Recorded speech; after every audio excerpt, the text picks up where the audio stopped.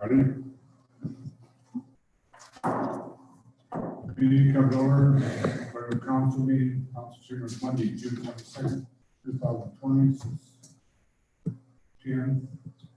Roll call, please. Yes.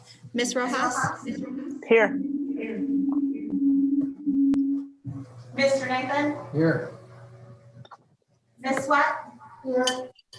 Mr. Colbert? Here. Mr. Campbell? Here. Mr. Morrison? Here. Thank you. Joe, please.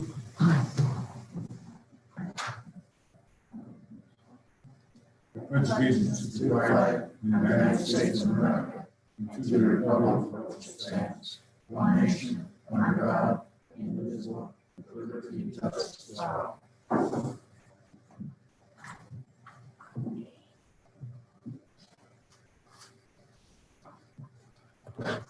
Excuse absence, we have an agenda approval. Fishing announcements 4 and 5. What they got to say.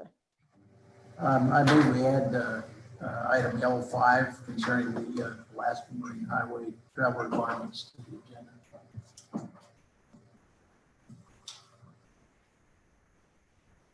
You have a second? Second. All in favor? Ross? Yes. Nathan? Aye. Sweat? No. Colbert? Aye. Campbell? Yes. I'm guessing the other one's probably about drift fishing. Drift fishing.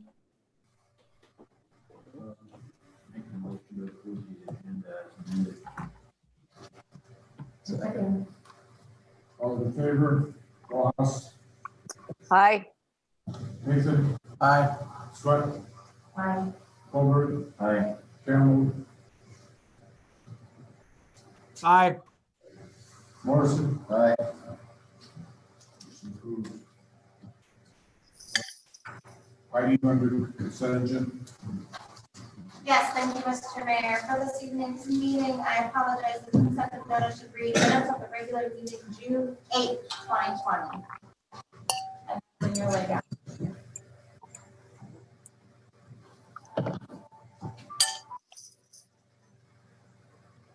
Motion to approve. Make a motion to approve the consent agenda. Second. All those in favor? Ross? Aye. Nathan? Aye. Aye. Colbert? Aye. Campbell? Aye. Morrison? Aye. Oral proclamations done. Public presentation power notice. We don't have any of them. Public presentation items on the agenda. You ready for the public? Let me see if anybody has their hand raised, Mr. Mayor. I'm sorry, what? She's checking.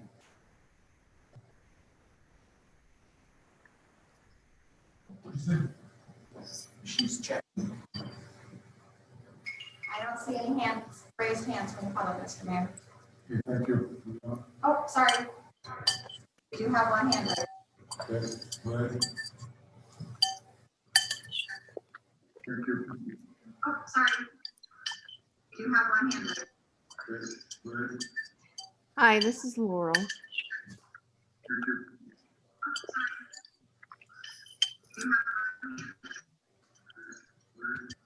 Hi, this is Laurel.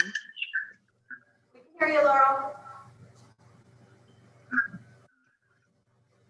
Hi, Heidi. I'm sorry. There's a loop that is happening where it's repeating. And then I think Jan is also not muted and we're catching There's dinner. a loop that is happening where it's repeating. And then I think Jan is also not muted and we're catching dinner. There's a loop happening where it's Okay, bear with us just a second. Let's see if we can fix this.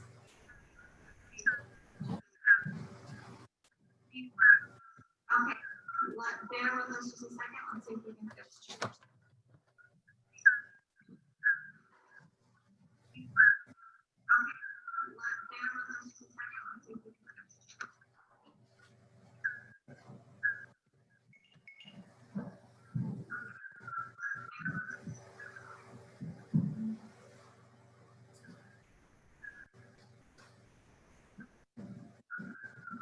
Okay, Laurel, is that better? Hi, is that working okay now? Let me just turn the volume up a little bit. Hi, is that working okay now?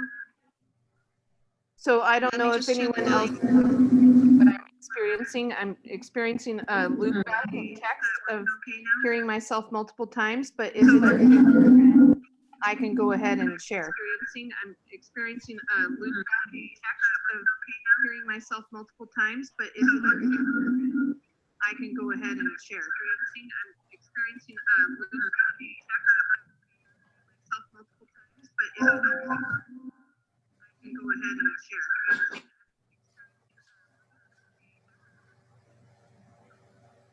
Okay. Is that better? No. Can we take a pause? Can we pause? Yeah. Might try moving.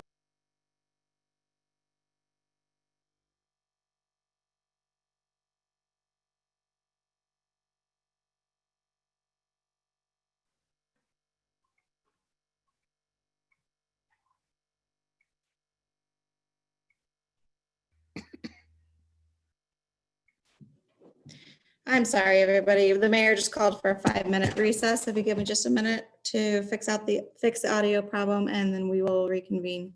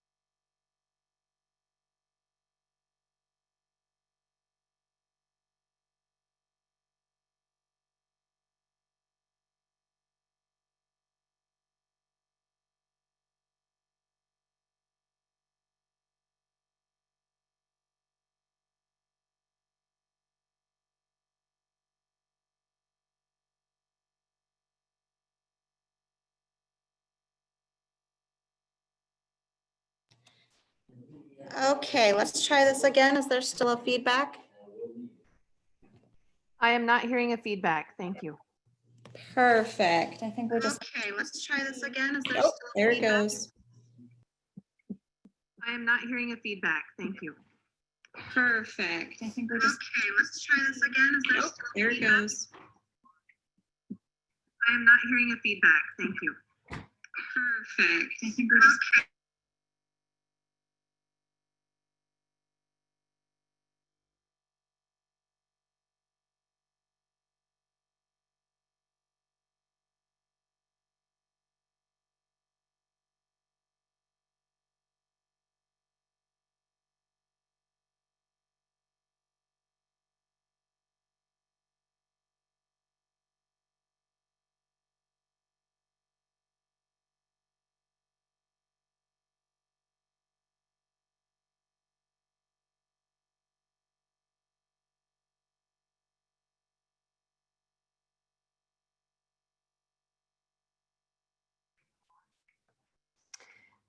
Heidi, if it helps for my piece, I'd be glad to chat it.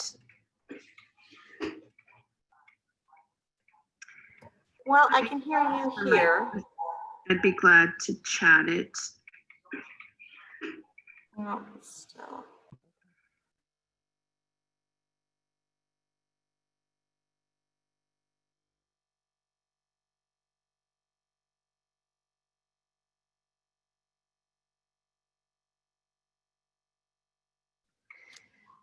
Because it's only happened with me, why don't I log out and come back in? Because it's We're only. fine now. It's something Why don't happening I in log council out? chambers with my laptops. Okay.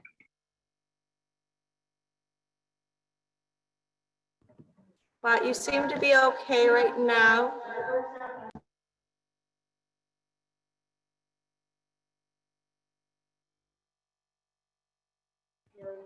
Okay, Laurel, why don't you try to go ahead and we'll see if that fixed it. Okay. Hi, everybody. Thanks for the opportunity Try to go ahead and we'll see if that fixed it. to share. I'm not sure if you're hearing my Okay. loop, but Hi, everybody. Thanks for the opportunity Try to go ahead and we'll see if that fixed it. to share. I'm not sure if you're hearing my Okay. loop, but Hi, everybody. Thanks for share. I'm not sure if you're hearing my loop, but hi, everybody. Thanks for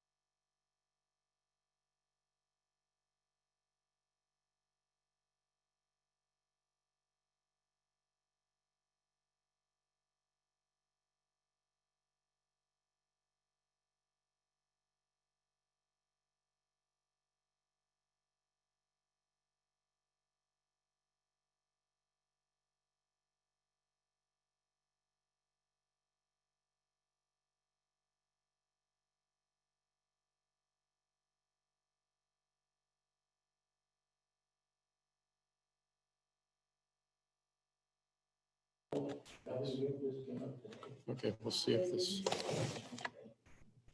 Okay, one more try. Laurel, if you're still there, let's see if we can let you talk. I am. Okay, one more try. Laurel, if you're still there, let's see if we can let you talk. That one is. Okay, one more try. Laurel, if you're still there, let's see if we can let you talk. That one is. Okay, one more try. Laurel, if you're still there, let's see if we can let you talk. That one is. Okay, one more try. Laurel, if you're still there, let's see if we can let you talk. One more try. You're still there. You can- You're still you can-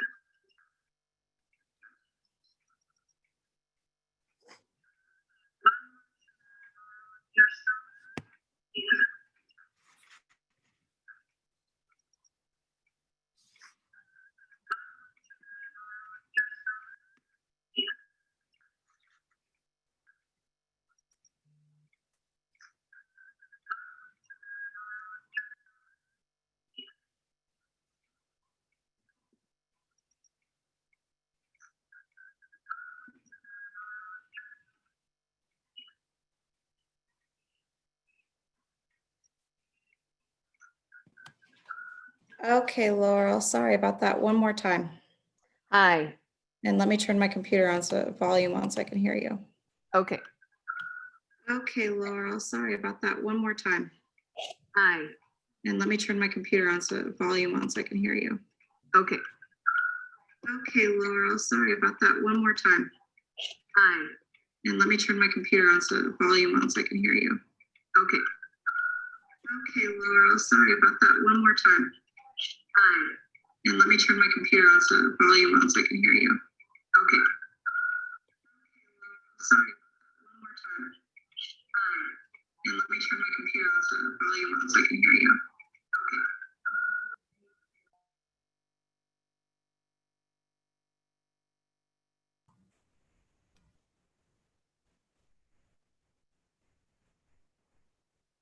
Is there any way we can just have her call in on the phone and put it next to a microphone?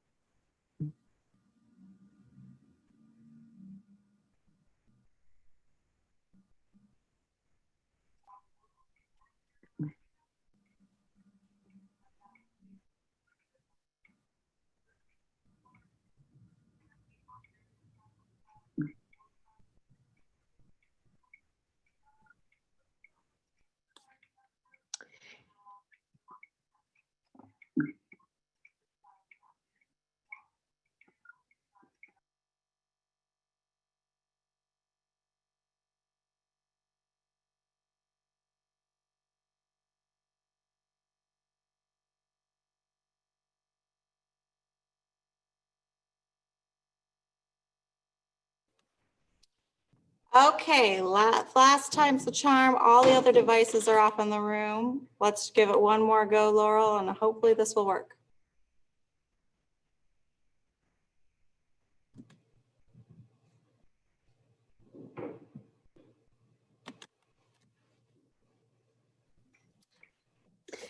Hi, Heidi. How's this?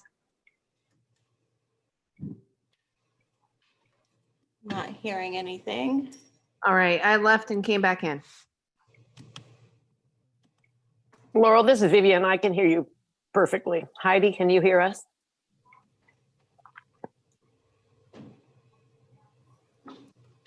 I can hear you, Vivian and Laurel, both loud and clear with no echo, but I can't hear Heidi yet. Right. I think she may have had us muted, all of us muted when on the break.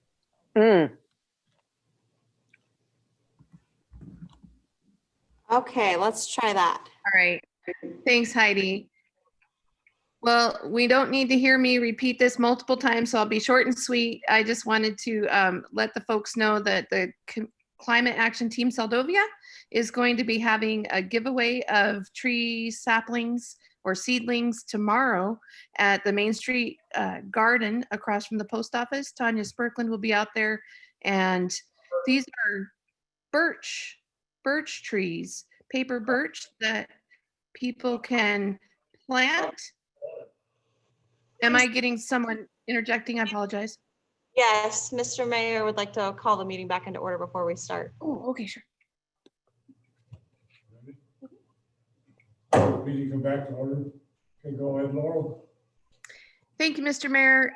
So tomorrow, Tanya Sperkland will have paper birch seedlings available for free that people can pick up. And this is an effort to strengthen the ecosystem of the area and introduce more trees that have sustainability. And last year we introduced a larch, and those were also planted along the Otterbahn Trail with permission of the property owner. And so again, this year, individuals can get the seedlings for their homes, for their own property, and there will be on Saturday an opportunity to go out and plant those seedlings, also the extra ones on the Otterbahn Trail. And there will be a flyer over at the post office tomorrow on that. So just know that that is happening. And I think that was the main thing that I had today. Thank you. Thank you. Anybody else from the public? If not, moving on. Committee advisory board reports. Do we have any? Heidi, you know? Let's see if there's any hands raised for community board advisory and board reports, Mr. Mayor. And I'm not seeing any at this time. Thank you. Moving on, public hearing. Resolution 20-30, a resolution of City Council, City of Sedonia, Alaska, approving a mutual aid agreement between the Sedonia Fire and Emergency Medical Service Area and the Barber Creek Volunteer Fire Department in Sedonia Village. Cassidy? Yeah, thank you, Mr. Mayor.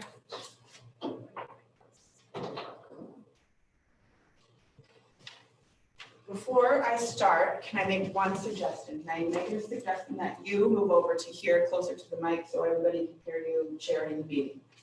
Okay. And then I'm going to give Heidi a seat because she shouldn't sit there the whole time. Sorry, this is Bob's rule, it's not Robert's rule. Okay, can our Zoom members hear us better when we're this close? Yes, I would say so, Vivian. Yes, I would agree. Heidi, what else do you need to succeed? Okay, thank you, Mr. Mayor. So for the past year or so, or several months over the winter, the Seldovia Volunteer Fire Department and Barber Heights Fire Department have been working to get this long awaited MOU in place. And we finally have gotten to the point where we've drafted an agreement that we both agencies feel very comfortable with moving forward so that we can just better help each other and support each other in terms of fire management in our area.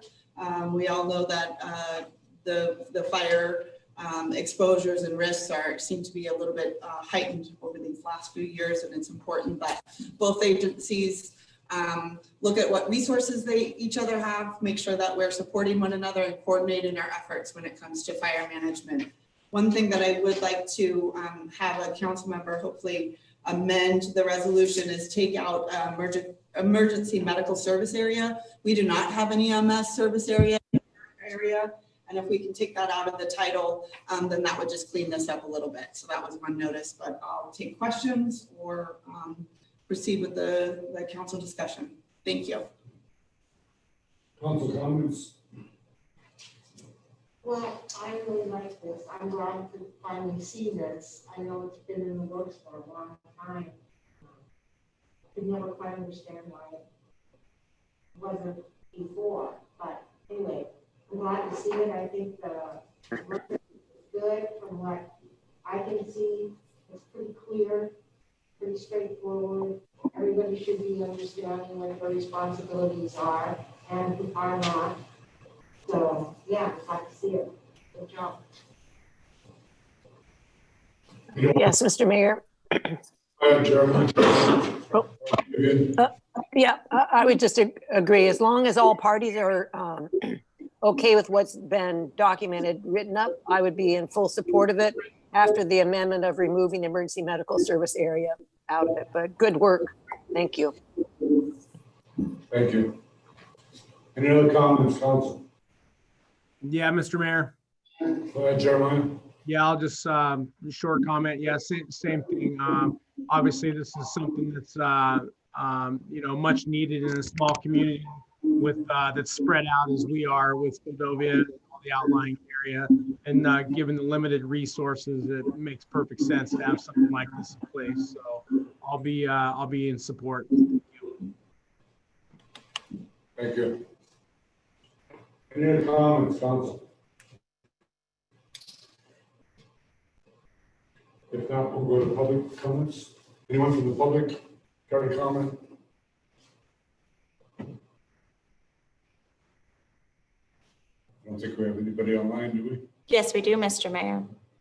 And we're just double checking to see if anybody from the public would like to raise their hand or dial *9 if they're on the phone. Seeing none, Mr. Mayor. There's none? Okay. Council, what are your wishes, council? Need a motion on that, Kathy? Yes, please. I make a motion to accept resolution 2030. I'm going to read this. A resolution of the City Council of the City of Seldovia, Alaska, approving a mutual aid agreement between the Seldovia Fire and EMS and the Barber Heights Volunteer Fire Department and Seldovia Village. Second, don't we need an amendment? Yeah, after we do this, I seconded it. I make a motion to amend resolution 20-30 to remove emergency medical service area. Second. Do I have a second on that? Yes, George. vote on both. George seconded it. Okay, very good. All those in favor, Ross, Aye. Nathan? Aye. Colbert, Aye. Campbell, Aye. Morrison? Aye. Okay, motion passes. Do we need to vote on that one? On the original. On the original? Okay, we had the motion, we had a second. Rojas? This is on the first one. Can you hear him? Aye. He's asking for a roll call vote on the original motion. So the first roll call vote was the amendment. Okay, did he call my name? I couldn't hear. Okay, too many people talking. Yes, he called your name. Okay, aye. Nathan? Aye. What? Aye. Colbert? Aye. Campbell? Aye. Morrison? Aye. Motion passes.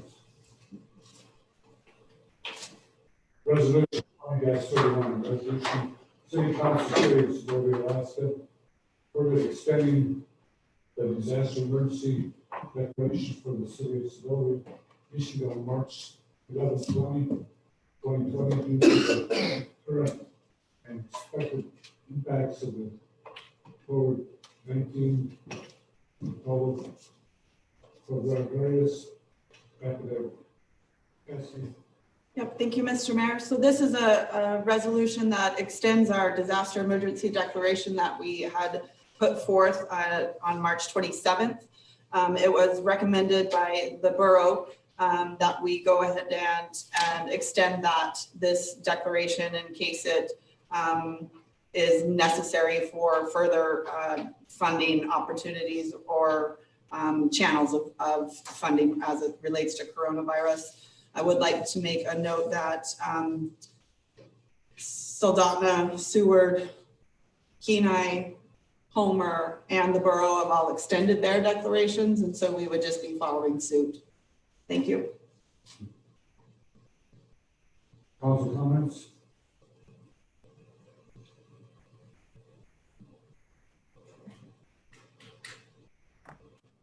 Any comments from the council?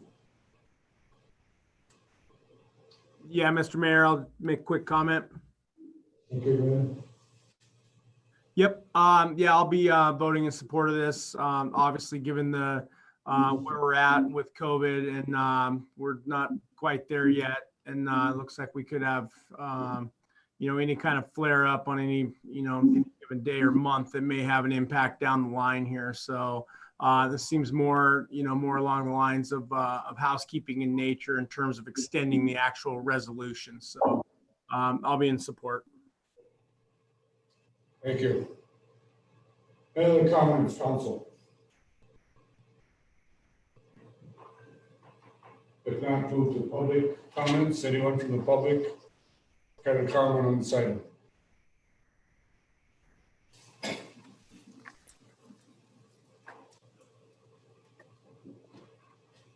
Seeing none, Mr. Mayor. Pardon? Seeing no public comments, Mr. Mayor. Thank you. Moving back to council. Leader, council. Yes, Mr. Mayor, I'll make a motion that we accept resolution 20-31. In favor, Ross, Aye. Nathan. Aye. Sweat, Aye. Colbert, Aye. Campbell, Aye. Morrison. Aye. Motion passes. Unfinished business, new business. Susan Stratton Farmer Market and Gateway Pavilion request. Susan, you want to speak on this? Yes, can I speak from here? Yeah. You'll be able to hear me. So I would like to ask the city if they could waive the fees for using the pavilion, because I would like to see a wide free farmers market at the pavilion. I understand that there is an area that was designed for vendors. But I think a farmer's market needs to be something that's in place that vendors can just bring their wares to, they don't have to set up each week at a place that, whether it's windy or rainy, it happens, it's a set time, a set day of the week. And I think it will, it's a way that the community and the city can embrace people here in our community and give them a way to sell items. There should be handmade items, produce. Rosanna is already doing that on her own. And she would join within that umbrella of the farmers market to be in a space where there are other vendors. We would observe all of the COVID mandates for distancing and disinfecting. I'm volunteering to be the administrator of the farmers market for this first year, which means basically I would be in charge of advertising and seeing that there were places for people to set up both inside with social distancing, as well as bringing tables outside for setup as well. And then all sales would go through one person with a cash box so that the city could get the funds for the sales tax. And then after that, then I would pay the vendors. So there's a lot of support in town for this. I think the time is right for a farmer's market. Granted, it's an odd time with COVID, but I think that we could do this and still be within the mandate of social distancing and disinfecting and keeping people safe, requiring face masks, and limiting the number of people that come through the pavilion at one time, putting up signage to remind everybody of the rules. But I think it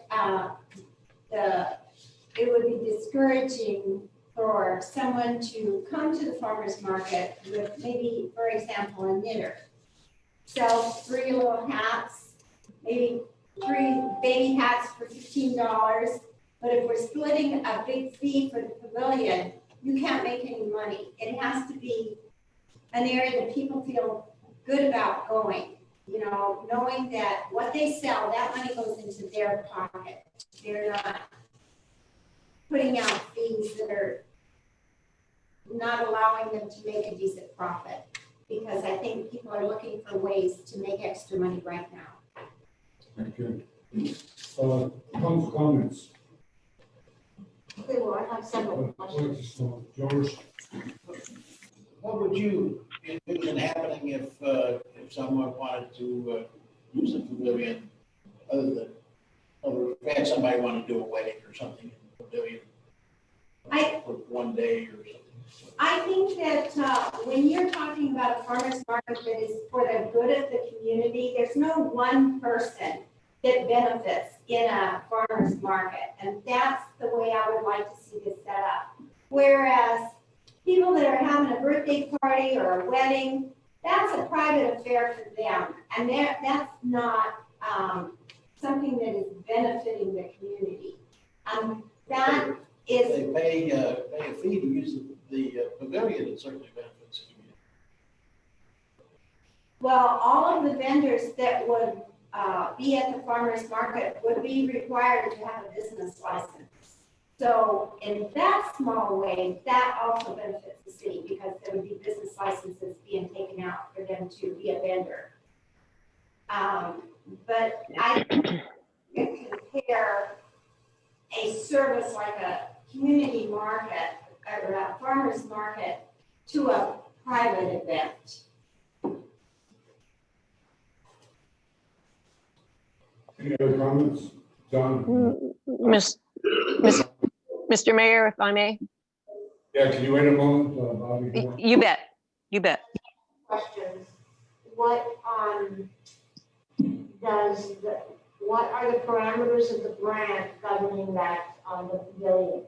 Can something like that be done in a farmer's market be happening?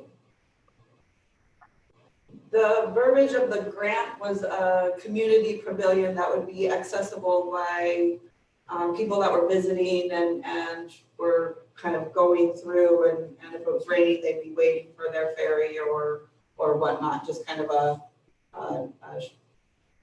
a structure and just a community space is what the premise of the grant.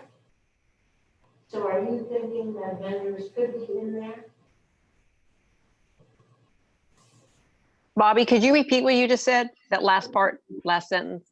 I just, whether vendors could be in there, and would they trump, having a wedding or a birthday party or something, that those folks or visitors would want to do? I mean, I think there's a lot to think about here. I think a farmer's market is long overdue, but I do not support waiving the fees. I think it's not fair to all those folks who have worked very hard to get all the necessary permits and, follow the guidelines that the city sets forth for these vendors. Plus, we already have a designated space for the vendors that pay money to be set up there as vendors. So it's really not fair then to have another place, have vendors, and not have them pay. That's my thought. Other comments? Did you have a comment, Vivian? Yes, Mr. Mayor. Couple of points. I am in favor of the concept. I think the concept is great. Waiving the fee is another question mark. And also another question mark for me would be truly, and I think that's what someone said earlier, and that is if we had somebody who wanted to do a wedding party, that would take precedence over. And so I guess I would have to ask the group of the farmers market, if we had someone schedule a wedding or a birthday or whatever it might be and rent the building for, what is our fee, $200 for 24 hours? I can't remember. That we would, because our responsibilities, fiduciary duty, is to take that revenue and use it to buy oil for that building or whatever it may be. So if the farmers market vendor group would be willing to work with the city as far as if we got a reservation, then that would trump, as the word was used earlier. The other question could be is, okay, maybe you can move your farmer's market up for a 8 a.m. or a 9 a.m. to noon or something of the sort. So I think it's workable. And one question that came up with Bobby and then City Manager just read, does the criteria that was set up with the grant, does a farmer's market meet that criteria? A community space? I'd like to have a little bit more discussion on that. So I think there's, I'd like to hear from the rest of the council. Thank you, Mr. Mayor. Thank you. Other comments, Council Foley? What kind of interest have you got from out of town for people to come to this farmer's market? People to bring their produce here, or is this going to be all local? This is local. The farmer's market is traditionally local. And what we want to see is eventually working to a space where we know that we can buy our lettuces, or in the late summer, tomatoes, cucumbers, that there is produce available locally because people have a way to sell it. So Rosanna is very keen on the idea of being able to provide local produce in a reliable manner every summer with her tie tunnel. So that well, I would think that we're feeding ourselves. And also, the precedent is that we've had lots of events in the pavilion where there have been vendors. Just last year, we had a little mini farmers market to start the season, and people brought things. We did a swap with it, and we sold plant starts and We had saplings for the large giveaway. We had crab apples, and we had black currant seedlings available that people bought. So there is a precedent for that already in the pavilion. So the people that are interested in it, does any of them have land available that you could have a farmer's market and not take up the pavilion space? Well, I think that the pavilion is a little bit underutilized. And I think it would be fine to work with the city, and if there were something booked and that the market is set up to be starting at 11, but a wedding party wants to get in there at 11, then I'm willing to work with that and change times or dates or whatever so that the city could get that revenue. I understand that it's very important to have that revenue coming in.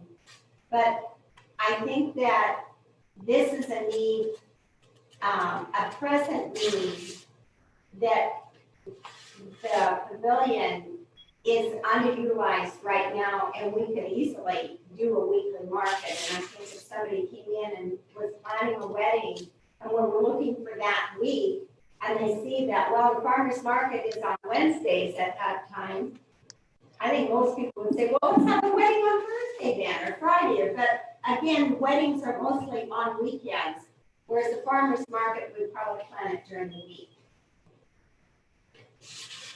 Thank you. Any other comments, George? Yeah, Susie, I don't think anybody has a problem with the concept, and I think we all like the idea of giving you a freebie for the deal. That all works, but I also think that we should be able to schedule things that generate revenue. It costs us money to have the facility. So we need to at least be able to cover that if we can. And you're right, this place is underutilized. I would imagine it wouldn't be difficult to make it work between your vendors and someone that might want to use the thing. So I'd support it under those conditions. Thank you. Any other comments? Yeah, farmer's market is just that, farmers. And then you said people knitting or sewing, coming, vending stuff. That is not a part of the farmer's market in my book. I disagree. A farmer's market is all handmade. Let me finish. Go to farmer's market in Anchorage, parking lot, and farmer's market in Homer. That's just it. Everybody, it's all fruit, vegetables, all that stuff. And there are people that are paying for a space down there that are selling jewelry and homemade stuff. And if you include that category of stuff in a farmer's market, nobody will want to rent the space or anything else when they can go to the farmer's market basically and do it for free. So I like the concept of a farmer's market. The facility is rented, but there are other spaces.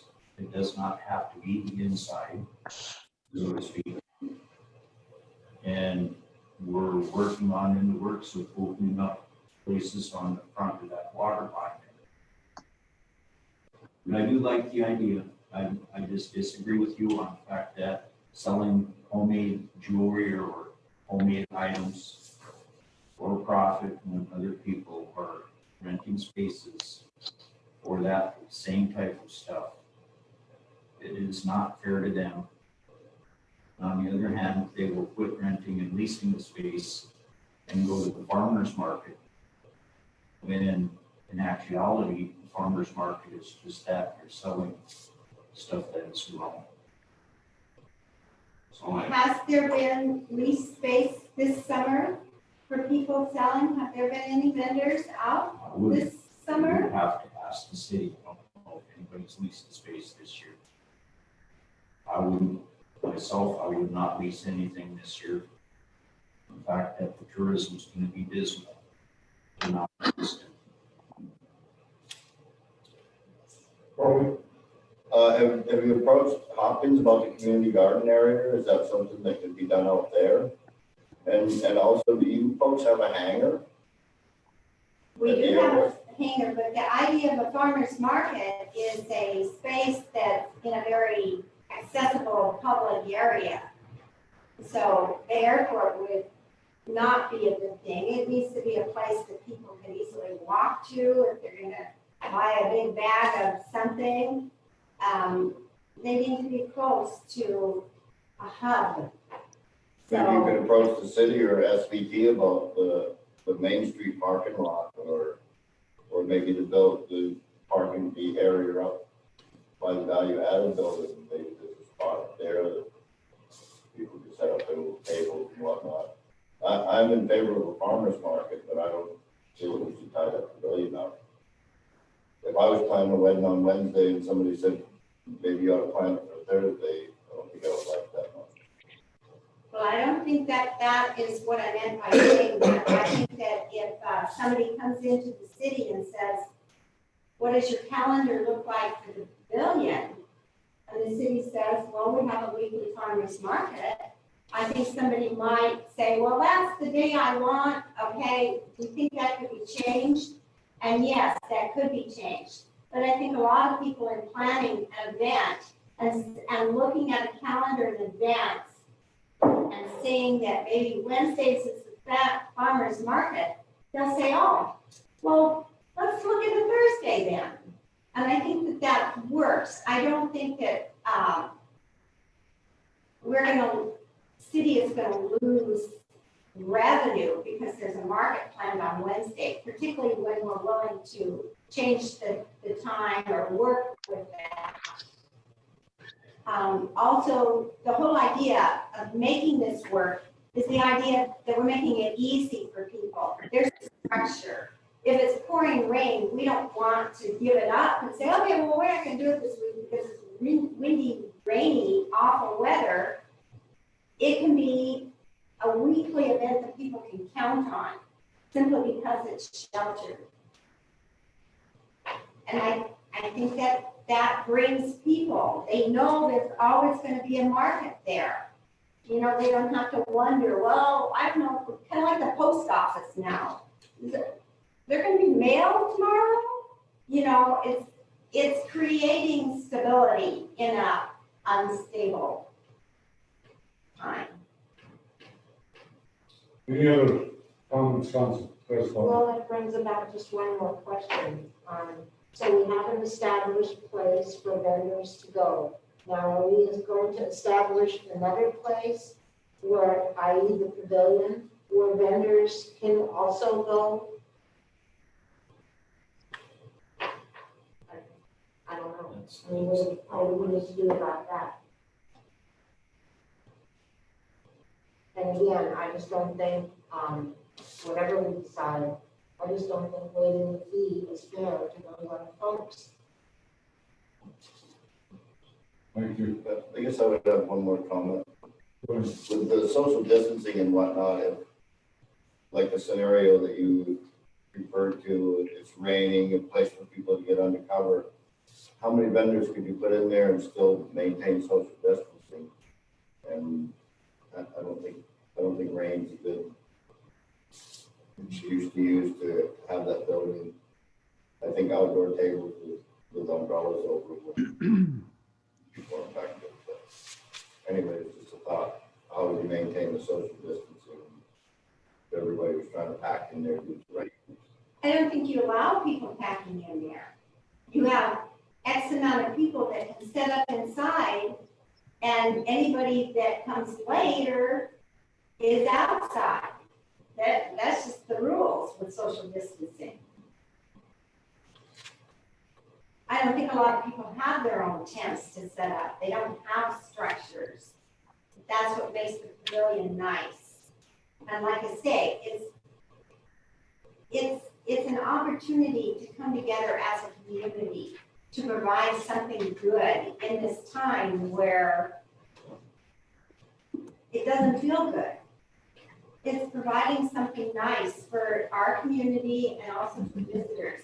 And as a Chamber of Commerce member, I have seen a lot of visitors in town, particularly the weekends.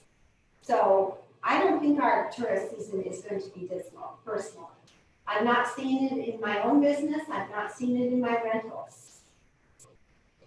I have just about every weekend booked for the month of July, and I have had also for the month of June. So they're all Alaskan visitors, but Alaskans are on the move. They are hooked up, and I think we're going to see a lot of people in town for the 4th of July. Even without an invitation to come, they're going to come because they're looking for some place to get out of where they've been hooked up.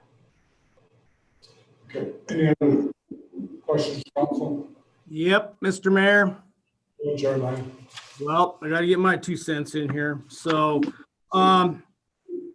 yeah, so I definitely like the idea, the concept for sure. I highly agree that the pavilion is underutilized. I think this is a weird year. I think this is a perfect year to try something out like this. Business is completely in the toilet. Everyone knows it. There's no going around that. So I think this is a great, call it experiment if you want. I think as long as there's some flexibility with, what everybody else has expressed about if there is, someone that's willing to pay, I think that's going to have to be we're going to have to, do a game time change, put it on the Chatterbox that day. Most of those folks that are planning an event and want to pay, they're scheduling them out way in advance. So I don't think it would be the end of the world if, we got on the Chatterbox and said, okay, farmer's market this day has moved to either a morning or an afternoon or whatever the case may be. But I have no problem given all the other programs that are going on this year, trying to help people out with waiving the fee. That to me, that's not even an issue. I don't think they're going to be competing with any of the other businesses. Right now, the only other spot was it's basically been taken up by KC Delights down there by the play lot there. So I don't see much room for anybody else to go in down there. And the big thing is the weather. I mean, the weather's, if it's a crappy day, the pavilion makes sense. So I think I'm going to be in favor of definitely trying something here on a trial basis. It would have to be, there would have to be a stipulation that basically the city manager has the final say if there's a conflict on the space. This just needs to be something simple, and we try it out for this year to see how much interest there is. I think it'd be a great idea if there's some folks out there that want to try to sell some of their vegetables and stuff, and if there's if someone's selling some a few pairs of earrings or whatever, or some local crafts, then so be it. I mean, we can see, I think that there's more fear here than anything. I mean, there's always been an opportunity. I mean, I saw, there'd be Carol, there'd be a few of the gals, the locals that would have their space there over the last 7 years, but by certainly no big money maker for anybody. So, yep, I'll be in support of exactly what is proposed here. Thank you. Mr. Mayor, if I may. Go ahead. Yeah, I would concur with Jeremiah. I am in favor of it, and I think we look at it this year as a trial year. I do have, so as far as waiving the fee, I have no problem about that. I don't know if somebody calculated out square footage and how many vendors can be inside the building itself.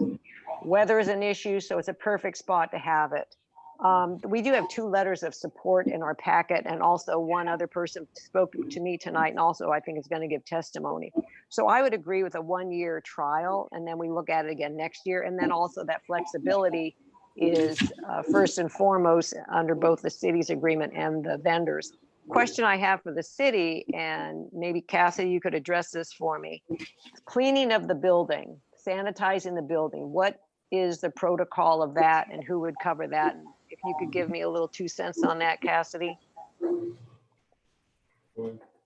Yep, we do not include the pavilion in our regular COVID-19 sanitizing schedule. when we have events, we schedule the janitorial around the event. And also the user groups have an agreement for cleaning and garbage debris. So Okay. For right now, we don't have a sanitizing schedule for that Okay. Space. I So- do know that our insurance, it is insured. So we have our insurance and then just general maintenance. That's our overhead without any additional labor. Okay, so we could rely on and give direction to those that are using the pavilion how to clean it, in this case, the vendors. That the city would be okay with directing them how to take care of it. And then if that's okay in your book, then I'm in favor of this. And like I said, we can look at it this year. I think it's a great way for people to share their vegetables and people to come and look and buy and do socializing at the correct distancing. And as long as the guidelines, which Susie wrote up, are very good guidelines, as long as those guidelines are followed, I have no problem with it. And I think it's, as Jeremiah said, it's a good year to try it. And if the vendors felt like, wow, this has been a great deal and they want to kick in a couple of bucks to the city and donate a little bit, then thank you very much. But for this year, I would be in favor of it moving forward and look at it again next year. And yeah, okay, right, thank you. Thank you. Any other questions, John? Yeah, let's, will our insurance cover vending? It was liability insurance and property insurance, so all of our liability insurance covers all of our properties, so yes. Bobby, go ahead. Then if this passes tonight, then I think we ought to waive the fees for the other folks that want to set up in the space that's designated for the vendors. I agree. Repeat that, Bobby. I don't understand where you're talking about. Could you repeat what you said? I'm sorry. I said if this passes tonight, then we also need to waive the fees for the other vendors who potentially are going to set up in the space designated for them. Where is that you're referring to? Like where is that? By the Harbor Masters? Well, KC Delights is now. So I'm confused. I mean, what? Usually where Carol sets up her tent, then she shouldn't have to pay. Are you referring to Carol then? Anybody that wants to set up shop, nobody's gonna have to pay anything. If you're gonna let one group go for free, you let everybody go for free. Wait a minute, there's another answer to that. No, there isn't. Give me a shot. George, go ahead. How about, you've got people that are, do we have people that are made reservations for the other space, the vendor space over there? Yes. Yes. So why don't we tell those folks they have a choice? They can use their little place over there, or they can go into the pavilion for free. We'll let the produce people have it for free. Let these guys, if they have to pay for it, they can take their pick, whether they go to the pavilion or they use the space over there. How about that? There's not enough space for everybody in the pavilion. First come, first served. Okay, so if the guy shows up a little late and the pavilion is full, then he uses his place over here. He's already paid the fee for it. They shouldn't have to pay a fee. You shouldn't have to pay a fee if I'm 100 feet away from you and I get to use the space and I don't have to pay the fee. But it's only gonna be the vegetable people that are getting the free. No, it's not. If you want to make little knick-knack jewelry and little things and stuff and sell them for free. Exact words. Mr. Mayor, It's not argument. It's not her. Mr. Mayor? Yes, go ahead. If I could address the vending area, if you would allow me to. So I have spoke with 3 people this summer for that vending area. One who normally uses it will not be using it because her circumstances has changed. Another could not afford the space and actually would be a big user of the farmer's market space because the $100 application was not feasible for her at this time, plus the daily fee. And then the third is already signed up and is using it and is down there and they are comfortable with the price and they're there, but they're not doing produce. So if that helps you guys at all, that is the current situation of the vending space. What is the fee for the pavilion for the day? $200.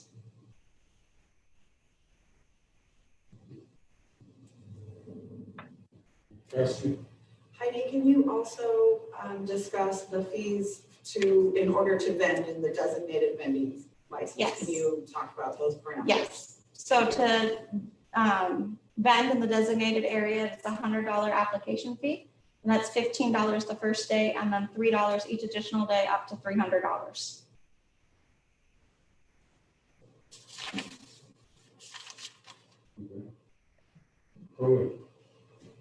I think the key term here is vendors. We have a vendor's license, a vendor's permit. Why would you let other people be vendors for nothing and yet charge other people? It just, it ain't right. You can't charge one, charge all. John, That's all. I don't agree with it. I think there's other options where somebody can donate a piece of land or something of that nature. If it's gonna be in the city, it's a vendor's permit. did you have a comment, John?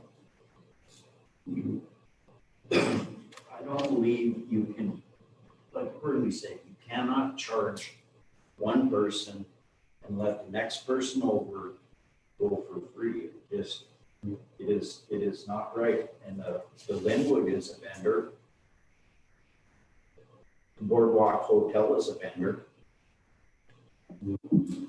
You start letting people make one group pay and let another group go for free. It just does not work that way.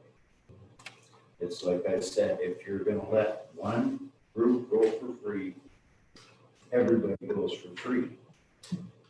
You can't give a guy a parking ticket in the next vehicle in the same spot, walk by it.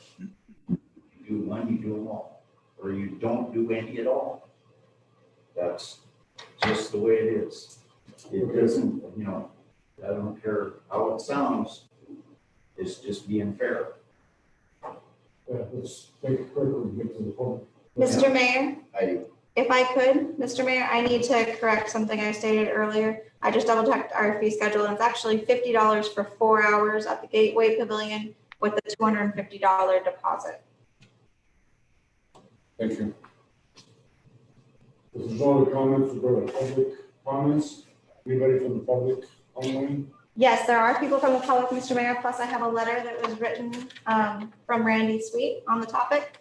To the City Council, this is a letter of support for the use of the pavilion at no cost for 2.5 hours a week for a farmer's market to begin at the first week of July through Labor Day that will be proposed by Susie Stranick on Monday's City Council meeting. The proposal includes no cost to vendors. They will come and set up. Ms. Stranick will cashier so that the city is awarded its tax collected, then reimburse vendors for their sales for the day. Any produce or handmade local items may be sold, and there's a plan for social distancing using disinfectants during this COVID time. I support this effort because it's a healthy community activity that will generate some tax revenue for the city. Thank you for your consideration, Randy Sweet. Thank you. Anybody else from the public? Yes, Mr. Mayor, Go ahead. there are a few. Steve, you're on the line.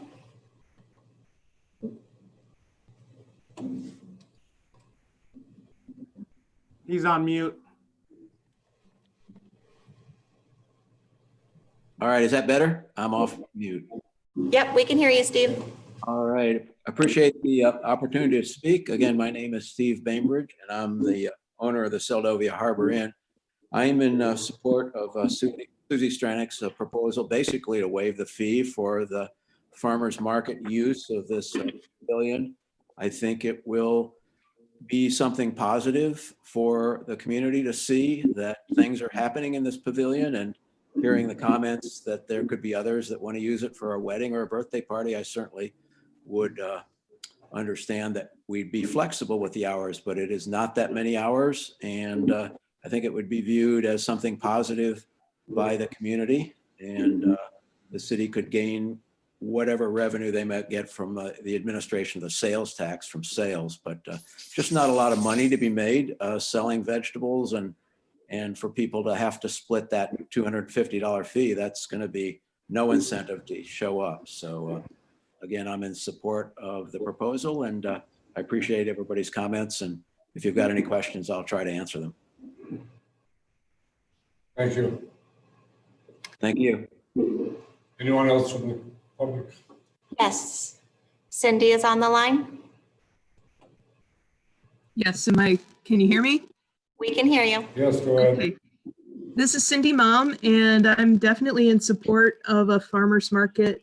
I do have some questions about, I heard there was a application fee for vendors of $100. Also that business licenses would be required. So for the city of Seldovia license would be 30. The Alaska business license would be 50.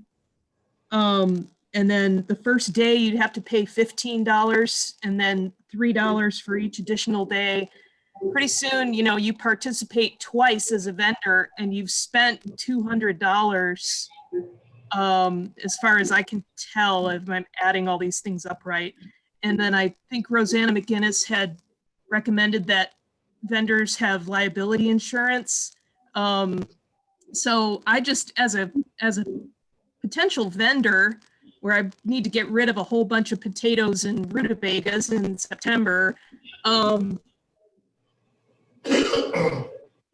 sounds pretty expensive to participate. And I'm just wondering, you know, I love the idea of food security and local sharing. And I think it's really important that all of us who love to garden can swap our produce and share. But going into it as a business venture, I don't really see personally that I would be able to participate in and make any money at it. I'd love to be able to do a barter type situation. So I wonder if there'd be any opportunities for people to participate in that way. I'm a little bit surprised at how formal all of this sounds.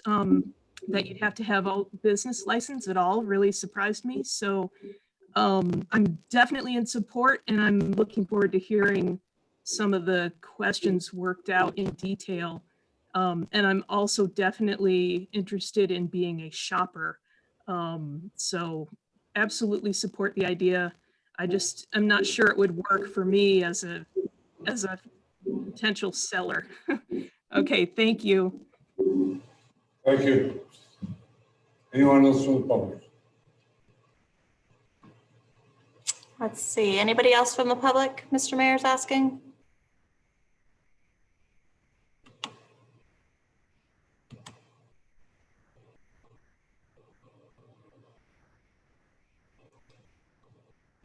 Not seeing anybody, Mr. Mayor. Okay. Closing public comment, what do you wish to counsel? I got one question first. Farmers market, you would actually only need one license.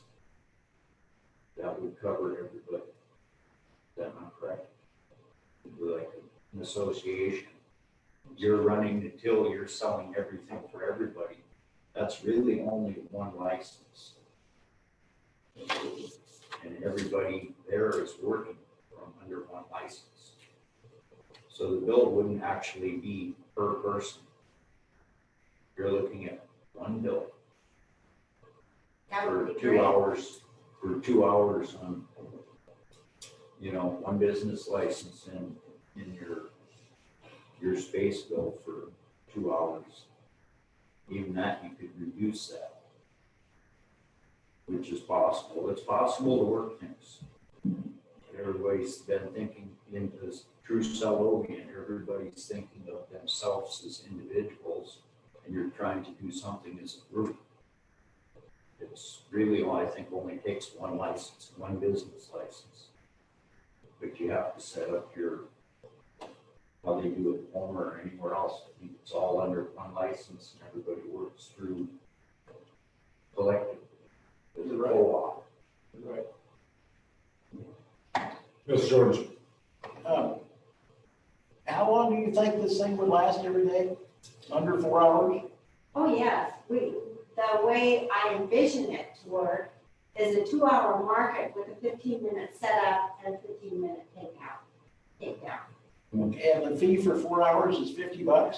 Yes, plus a $250 deposit. So if you had 10 vendors in there, you're talking $5 a piece. If you had 10 vendors, I don't know if it would start out like that. I'm quite sure it will end up like that, I hope.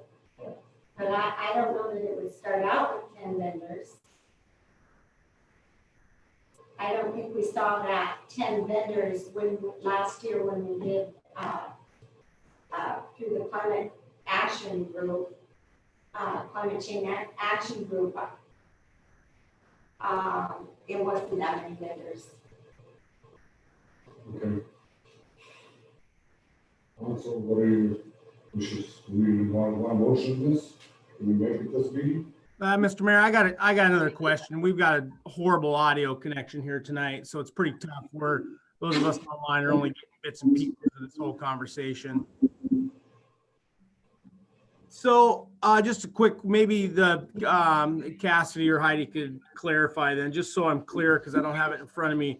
So the spaces now that are by Spot Lot right there, is that based on temporary vending that we've been talking about? Is that, so that's a mat. So let's just use KC Delights, for example. They're in a space or 2 or 3 or 4 or however many they're in right now.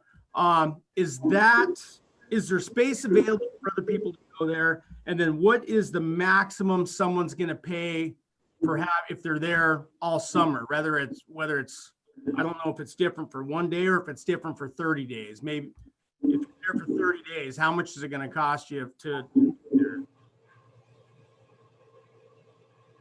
want me to speak to that, Mr. Mayor? Yes, please. Yes. So the space is going to cost a $100 application fee. And then once that's approved, it's a $15 vending fee for the first day and $3 each additional day up to $300. So $400 total potentially, depending on how many days you're there. Okay, so if you're there all summer, it's $400. Correct. Okay, so that was probably a big loophole then that we didn't consider when we voted on that a while back. Because I mean, I think everyone had in mind that was going to be for temporary. I mean, yeah, I guess I didn't imagine that it would be for a full-time business there all summer long. So I don't know. I haven't gone back and read any of that, but I'm just throwing that out there. So that obviously, I mean, if we're so worried about the fees here, obviously there's a full-time business that's paying $400 for the entire summer.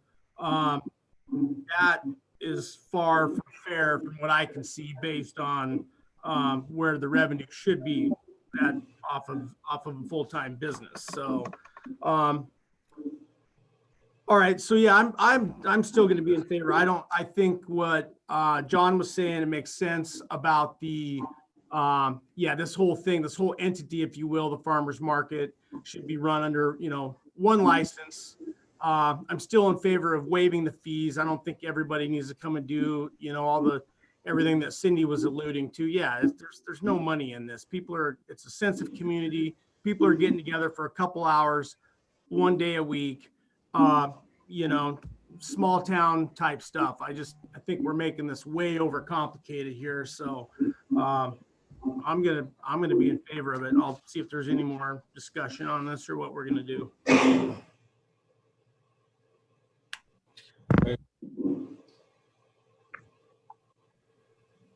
Mr. Mayor, if I can clarify with our city clerk, Heidi.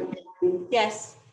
Heidi, would you clarify for me when in that area that down by the Lollipop Park, those people who were interested or have historically been interested, out of the 3, none of them are doing it this year. Is that correct? Or There's only one vendor in the space. The other had a life changes, so she will not be using it. And the third couldn't afford the fees. Okay. So the one that you're talking about using is the Casey, Karen and Chris that are now there. Correct. using it. Okay, okay. So that one other person, the one who said it was a little bit too spendy for them, they could actually join the farmer's market, it sounds like to me. I like Jeremiah, am in favor of it, and we can look at it for this first year. And just for a couple of reasons. One, in that we are in a difficult year and a difficult season, and just to have a little bit of change up and shake up and doing something that people can enjoy and share what they've produced in their backyard or whatever it might be a good thing for the community. And again, we can look at it next year and see where we're at. And if it can all go under one license, then that takes care of a problem. And like I said, if they end up with a pretty good sized group and they want to chip in some money to the city, let that be known to them. But anyhow, I am still in favor of it. Thank you, Heidi, Mr. Mayor. Do we have a motion on this then? Can we do this, Heidi? You guys want to make a motion A to more concrete proposal. I don't know exactly what we'll be voting on. Mr. Mayor, there is a proposal in the laydown, not in the laydown, sorry, in the regular packet, if you haven't had a chance to view it. That proposal is on page 14 of the regular packet.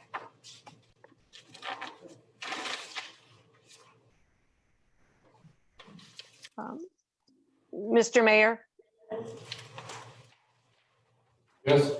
If we're looking at the proposal that we've got on page 14, I think something would need to be added to it about the cleaning, the sanitizing of the space needs to be negotiated on.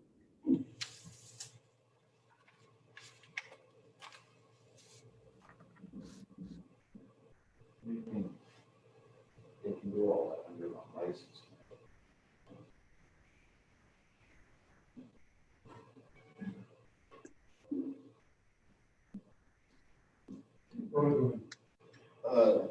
So the city insures the building? So Yes. if she got a business license, and had these people basically would be your employees, selling, who insures them? It's going to be, speak loudly.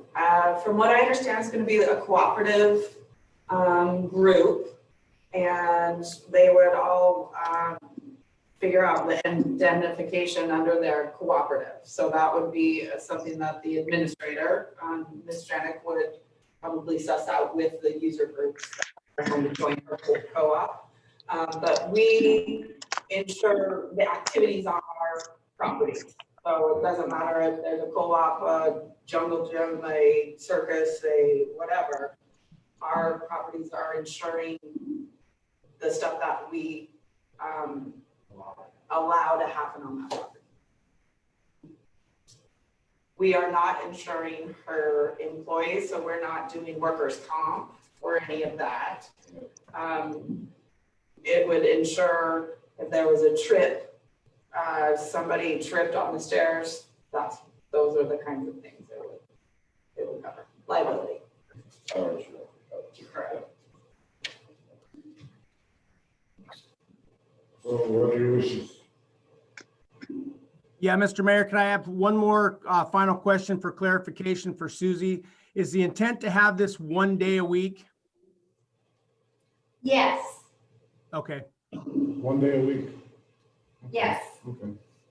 Something that is, can be counted on, that, you know, that every Wednesday between these hours, you could come by and expect to see vendors, expect to be able to buy local produce.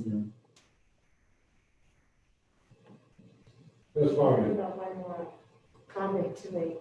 I will go ahead and support this. I've decided see how it goes this year and to be reevaluated.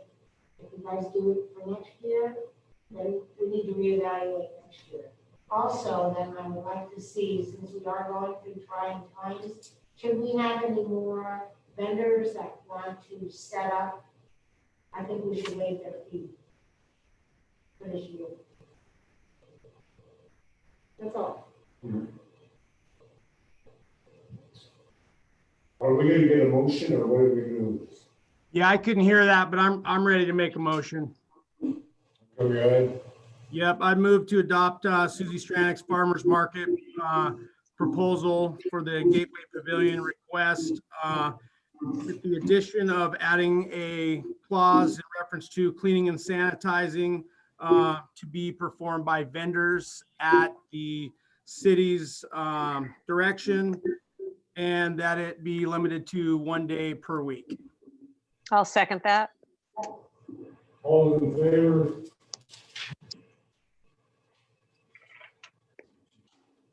Ross, Aye. Nathan, Aye. Swett, Yes. Over, Yes. Campbell, Yes, Morrison. No. Okay, motion passes. Mr. Mayor, Yes. can I get a clarification from the council? Is that for the 2020 summer season, or when will it sunset? This year, 2020. October 1st, September 29th, December How are you 19th. guys gonna go? I think that we usually plan events around the Seldovia Bay Ferry schedule. When that stops running, our community seems to be pretty well shut down. If I may, if you think about when potatoes are in harvesting, you might want to run it through the end of September or double check with somebody, but usually by the 1st of October, your potatoes are out of the ground, but. And then have a harvest party, Sorry. I'm getting festive. September 30th. September 30th. Thank you, council.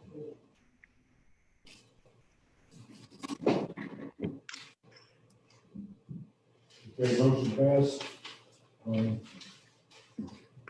Thank you so much, Mr. Mayor and the council. Really appreciate you supporting this endeavor, and I hope it makes all of you proud of our community to see how it brings people together and what it does for the community. Moving on, finish Sylvia Small Business Review. Grant program. SC or window. I'll start out.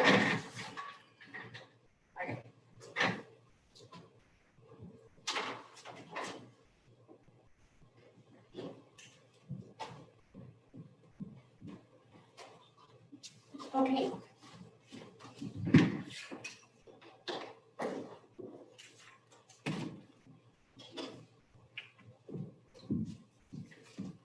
All right, thank you, Mr. Mayor. Whew.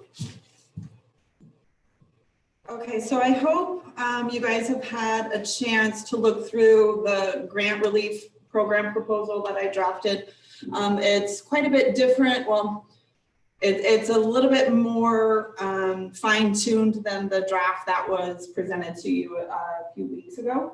But I wanted to bring this back up for discussion and talk more in depth than just having it on the city manager's as we did last time. So this is the proposal for the Small Business Relief Grant Program that we are able to fund through the CARES Act funding that we received from the feds. And it's a small business program developed for business owners within the city of Seldovia that have a physical presence in the community that can apply. We're wanting it to be a few things are the goals for this program is easily administered, support the Seldovia businesses that have been negatively impacted by COVID-19, have a simple application process that's just a quick turnaround that will be able to assess the applications and fulfill those requests. And have it be just straightforward metric-based data. So the data that we're considering from the applicants would be based on their 2019 sales tax reports from the borough. And there's a number of criteria in here of what businesses can use the funding for, what the eligibility requirements are. If you want me to go through each one, I will.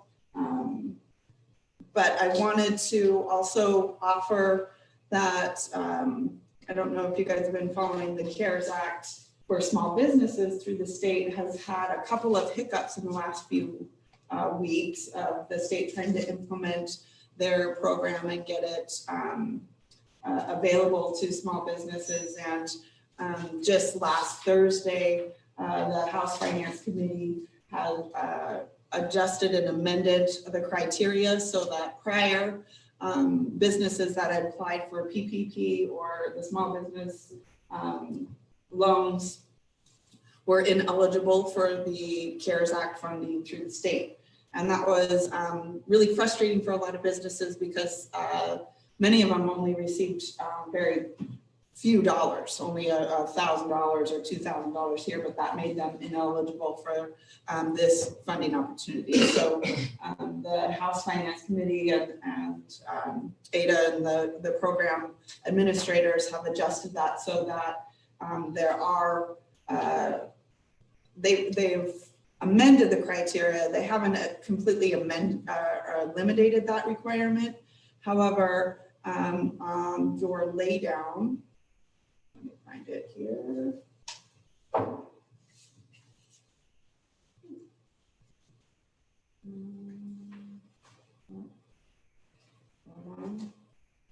Here we go. Currently, a small business is ineligible if it receives any CARES Act funding, such as PPP or EIDL. The change that's coming is that small businesses who have secured $5,000 or less in PPP or EIDL will be eligible for AK CARES grants, provided there's no double dipping. A small business is ineligible if it really receives any CARES Act funding. The change to come is to limit the exclusion to small businesses that directly receive more than $5,000 in federal funding from the PPP or EIDL. So basically, the amendment to the CARES Act funding through the state is making it easier and the funding opportunities more accessible for businesses. And with our program, we want to make sure that any funding that businesses receive from us won't eliminate them from those kinds of programs. That's really important, is to make sure that the businesses have as much access to relief programs that they can get. And we're offering to provide a application strategy with the help of Tim Dillon at CAPED. He is on the phone somewhere, or he's somewhere in the world. I think he's on here to help out with this. But what we want to do is support our small businesses and our businesses in our community get through this tough time. And we know it's tough. We don't know how much of an impact it's going to have, but we can almost assuredly know that it's going to be negative compared to previous years. So the money that we're able to provide is not, it's not huge amounts, as you see. Maybe if you follow Juno or Homer, they have Kenai, they got a lot of money, but we are trying to stretch our dollars as much as we can to offer the support for businesses.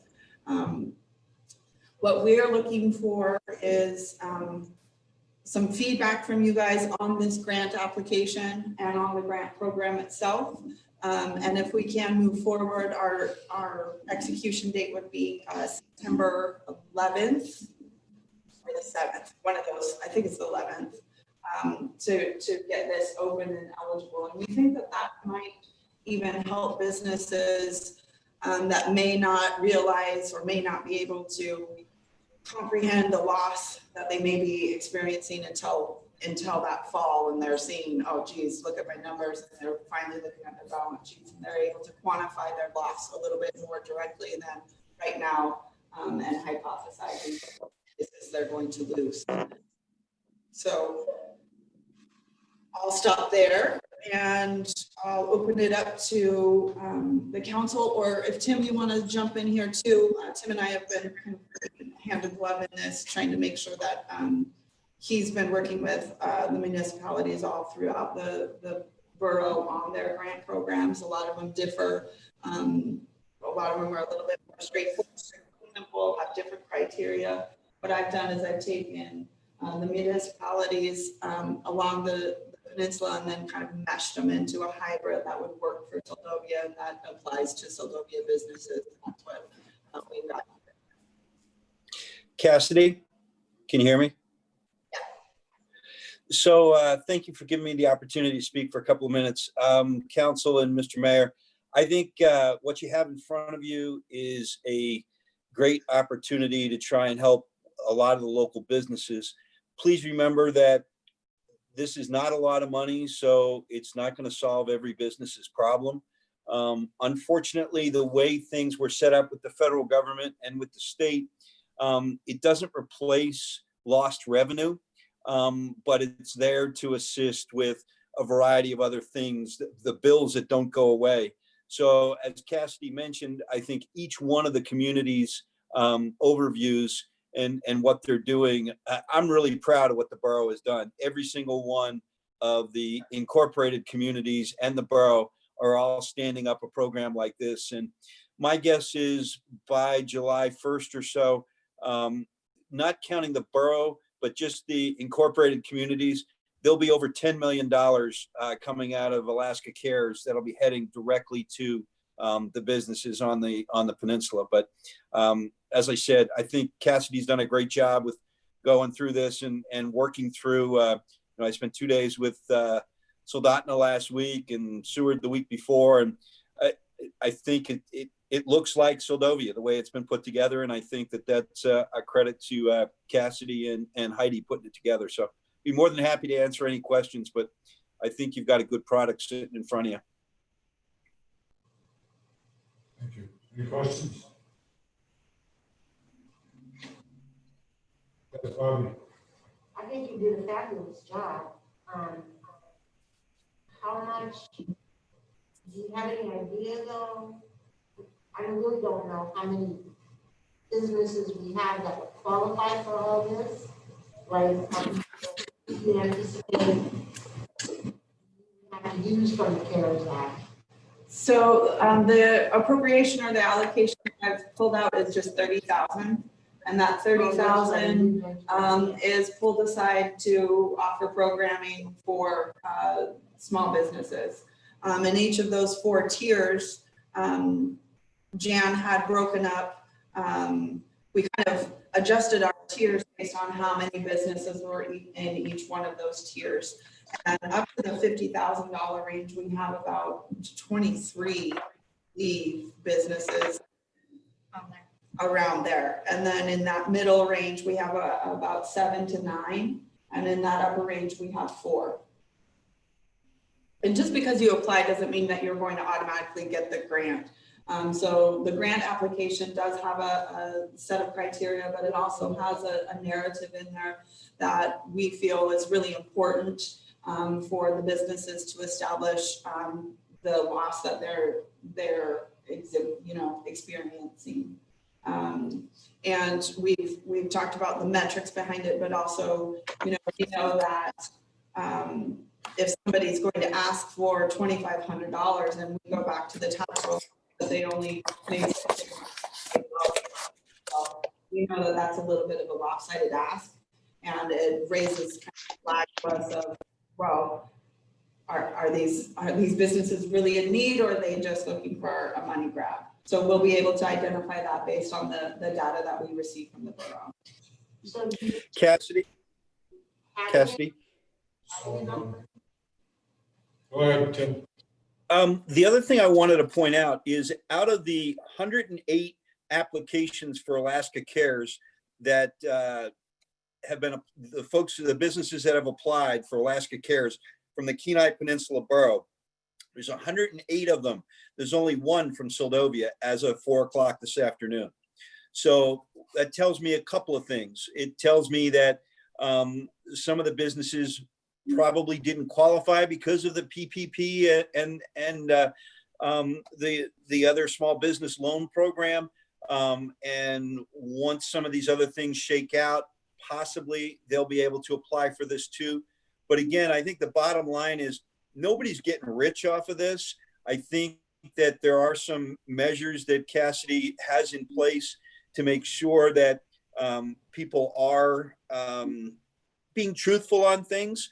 But it doesn't guarantee, just because they fill out the paperwork for the community grant does not mean they're going to get it. I think you have to make sure that it goes through a process. And I also have talked to Cassidy about making sure there's an appeal. And that's noted in there that if somebody needs to appeal, I think it's 10 days after they've been told, or, so I think it's got to be like any other process. But you're right. You don't want to not help people if they need help, but on the other side, they need to have been trying to help themselves a little bit too. And in addition to this, I think conversations that I've had with Tim and other city managers and also with the staff is that,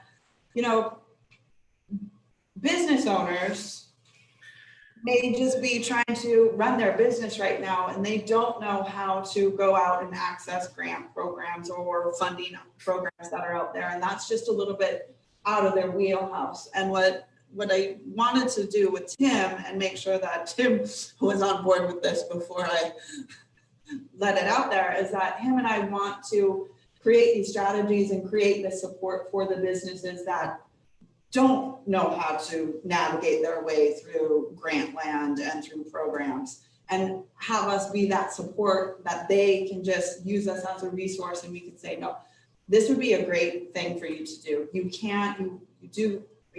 You are eligible for this. This is out there, et cetera, and just create that resource for these businesses that may not know it's out there or may not know even where to begin. And Tim and I can definitely be those beacons of light for the businesses and guide them along the way. I think that is worth something in this day and age if it's just kind of overwhelming sometimes. Yeah.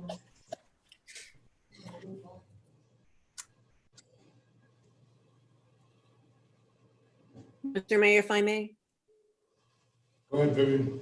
Yeah, I would say that you've got a great grant application started here. And did you say you do have a matrix made up about determining applicants? So we're establishing a score chart. Heidi and I are working together. It's going to look a lot like our RFP score charts where, if it's completely filled out, then you get X number of scores. And then Jan, Heidi and myself will be the review committee. And then I would like one council member to volunteer to be on that review committee as well. And we can go through this together and score them together. I do want to make a note that in my meetings, I specifically asked about, what about business owners that are also on our council, and how is that looking in terms of conflict of interest? And we didn't want to make this how can people not, we're not finding ways for people not to apply. So all business owners, no matter what role you play in our community and what volunteer capacity you're in, you are available and able to apply for these funds. The conflict of interest would be you can't be on the review committee. And that would be obviously a no-brainer, but everybody's open to apply as long as you can meet these criteria and as long as you have a physical presence in our community. Cassidy, one other. Gross sales last year. And one other piece, no one's brought it up, so I'm going to bring it up.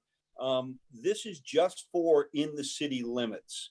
Please know that the borough is working on a program for anybody outside the city limits. So if anybody says, well, we're not going to get anything, that's not true. In fact, the borough has $37 million that they have got in several different programs. And you'll be glad to hear one of the pieces of that whole program is for some broadband expansion and some things for internet and cell towers. But rest assured, the people outside of the city limits will have an opportunity to apply for grants also. And it's something similar to this as far as different kinds of structure and things. But I can tell you, one of the things that we have learned over the last month is that there are a lot of folks that have businesses that are doing it basically on the back of a napkin. And this is an opportunity for us to try and help and teach people how to go ahead and set these businesses up. I can't tell you how many people I've heard from that have been all upset because they had a great trip in Thanksgiving time to Maui, and at Christmas time, they went to Mexico. And then lo and behold, sometime in March, people started calling and asking for their deposits back, and they had spent all the deposits on their trips.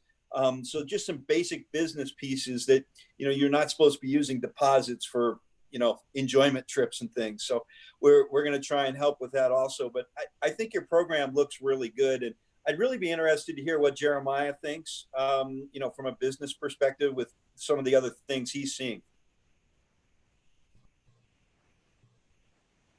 You want to respond to that, Jeremiah? Yeah, sure. Yeah, I'll chime in here. Yeah, no, I appreciate that, Tim. And yeah, I agree. I think you guys have put together a pretty good little application here. Fairly straightforward. I like that it's metric based. So basically, that puts everybody on an even playing field. There's no entity gets an advantage over the other. And then, of course, whatever the review matrix is, that'll obviously make a big difference here. Yeah, I can say, from our standpoint, when the initial PPP loans and the EIDL, all that whole process came out, that was a little overwhelming, I think, for everybody in the state, and especially how fast, it was changing literally by the day. You couldn't get a straight answer out of the bank. The banks didn't even know. I think half the banks now still are a little bit in the dark about some things. So it's been kind of sad the way that was rolled out so quickly and with so little information. And some people got lucky, some people didn't. So I think this is an opportunity just straight across the board, regardless of where your business is at, and what the perception is of people's businesses. Businesses take a lot of money to run, period. And that's the bottom line. It doesn't matter how much money people think they're making. All I can say from experience is business take an exceptional amount of money to run. So we had 19 employees last year. I think we have 16 this year. And we're doing about 25% of the business that we would normally do, given there's no people. There's just flat out no people. So, and everybody's in the same boat, the entire state, the entire country, the entire world. It's pretty much in the same boat right now. So any little opportunity like this for small business to try to get a few extra bucks to help out with a utility payment. I mean, it's very straightforward on here, what you can use it for and what you can't. I took a look one night, I was bored, and I read through all the application, the fine print under the CARES Act and the PPP and the EIDL, and I was quite intimidated about even applying for that money because it's frightening of what all the things you cannot use it for. Very specific on what you cannot use it for. So personally, I think there's going to be a whole lot of people getting in trouble when this is all said and done because of how fast it was rolled out and the amount of money that was just, the checks were flying because everyone had 8 weeks to use it, which is a shame.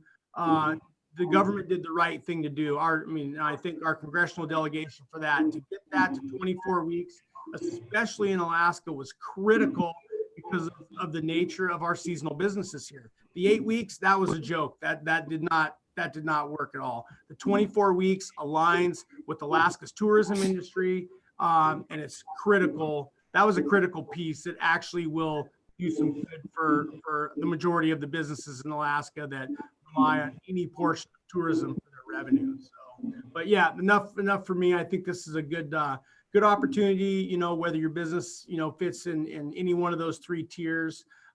Yeah, I look forward to, going through the review process, and I think it's a good program. Thanks to Cassidy and Tim both for working together and coming up with something like this. Appreciate it. Thank you.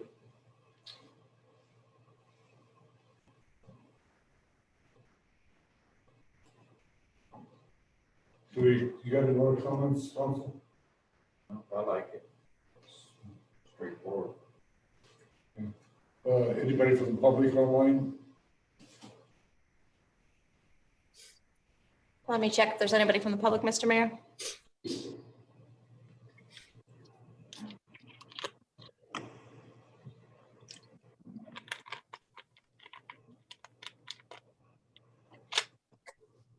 I don't see anybody raising their hand at this time, Mr. Mayor. Pardon me? I don't see anybody raising their hand at this time, Mr. Mayor. Very good. Closing public comment, what do you wish, council? I have make- one question. Oh, go ahead, Vivian. Oh, no, if you have a question, go ahead. Okay, I was just gonna clarify. Cassidy, is this at a point now where you're comfortable with, I mean, if the council felt like moving this forward, that you're good with it? That's what I'm looking for. So I'd like to go on to the next step, and that next step would be, there are a couple of grammatical errors in here, but the content is whole. So with this, I'd like to go on to the next step where we draft a non-court ordinance to implement this program along with the application, and then we'll bring that with the review criteria at the next meeting. Okay. So tonight was a discussion to move forward. So you want direction? Tonight was discussion to move forward. Good, right? I don't need a motion for that. Okay, great. Okay. Thank you. Thank you, Tim. Okay, thanks. Thank Have a you. nice evening, everybody. Thanks, Tim. Bye. So moving on.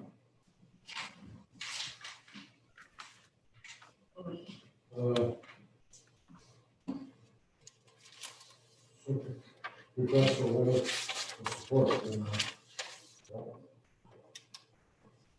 All on the line? Yes, thank you, Mr. Mayor. For the item CERPAC request for letter of support, we do have Walt on the line who can speak to this a little more. And that is in your guys' packet on pages 25 through 27 is that request for letter of support along with a sample letter. And I would like to say this is something that council approved for Prince William Sound earlier this year and comes up every couple of years. This is every 3 years. So let me get Walt.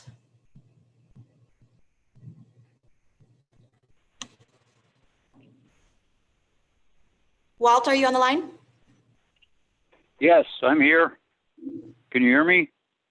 We can hear you. 1, 2, 1, 2. Okay. Oh, I didn't know you were at my thing already. Yes, you have before you in your packet a request from the Cook Inlet Citizens Advisory Council to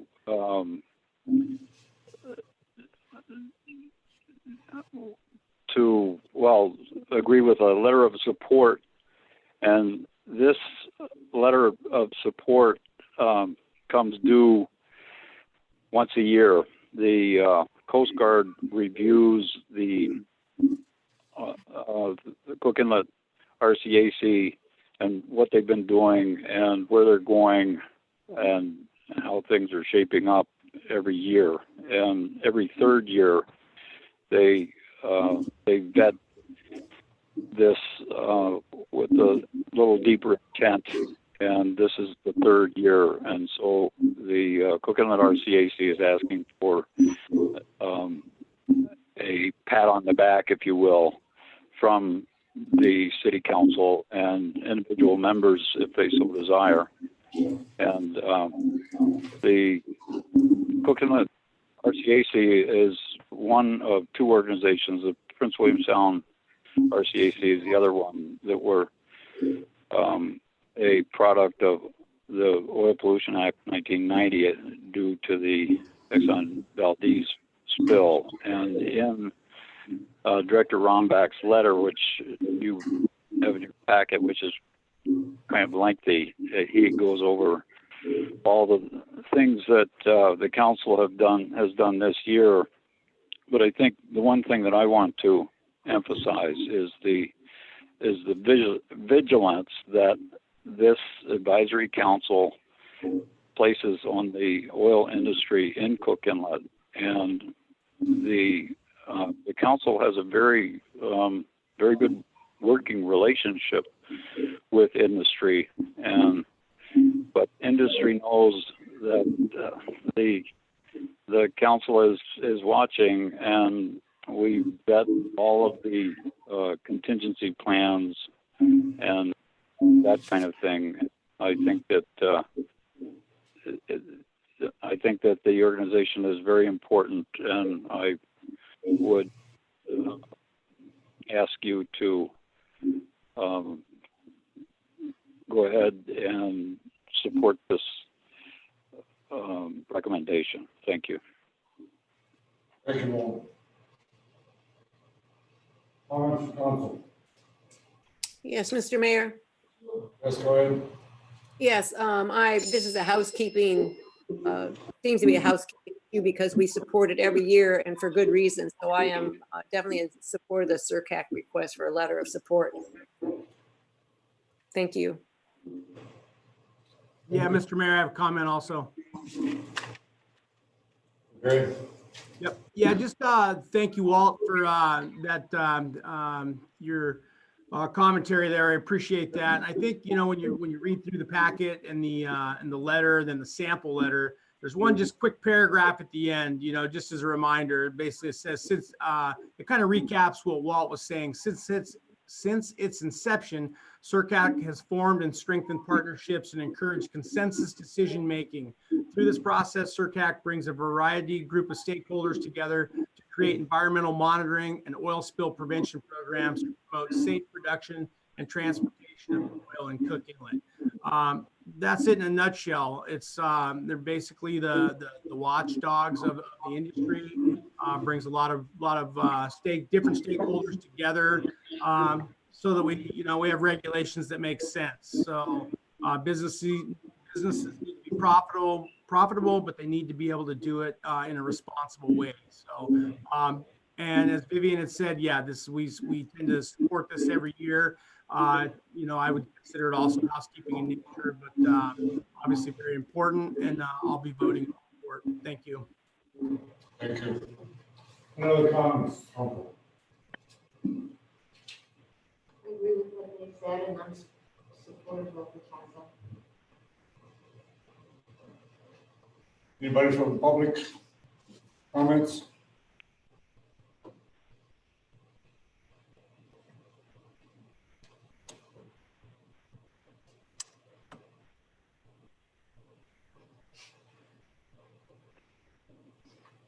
I don't see anybody from the public at this time, Mr. Mayor. Thank you. Closing public comment. What do you wish, council? Mr. Mayor, I'll put in a motion that we write a letter of support for the SERCAC request. Second. All in favor? Ross? Aye. Nathan? Aye. Sweat? Aye. Culver? Aye. Campbell?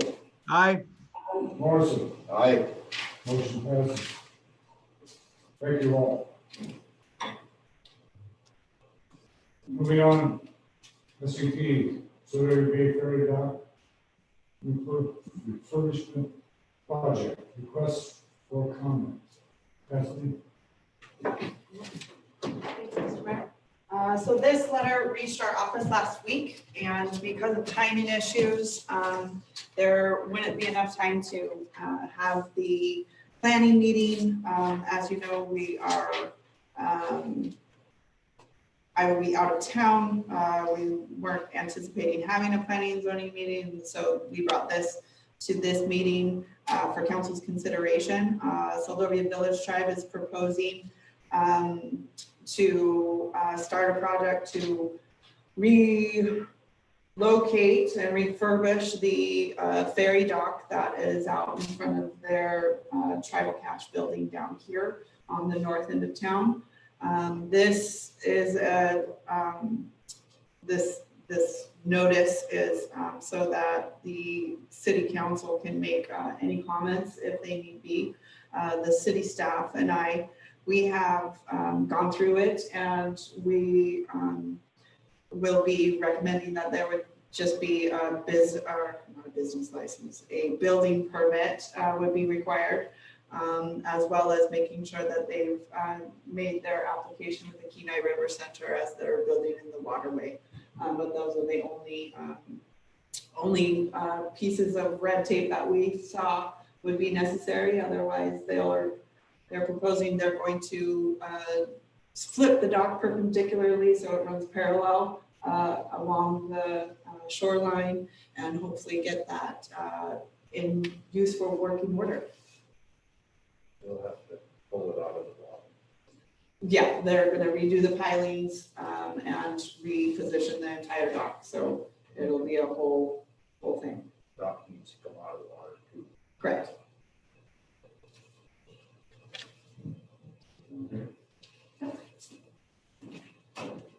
Comments, council?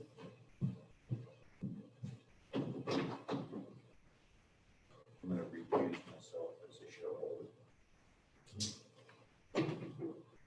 Any other comments? Yeah, I couldn't, Mr. Mayor, is it council comments now? I couldn't hear if someone was talking.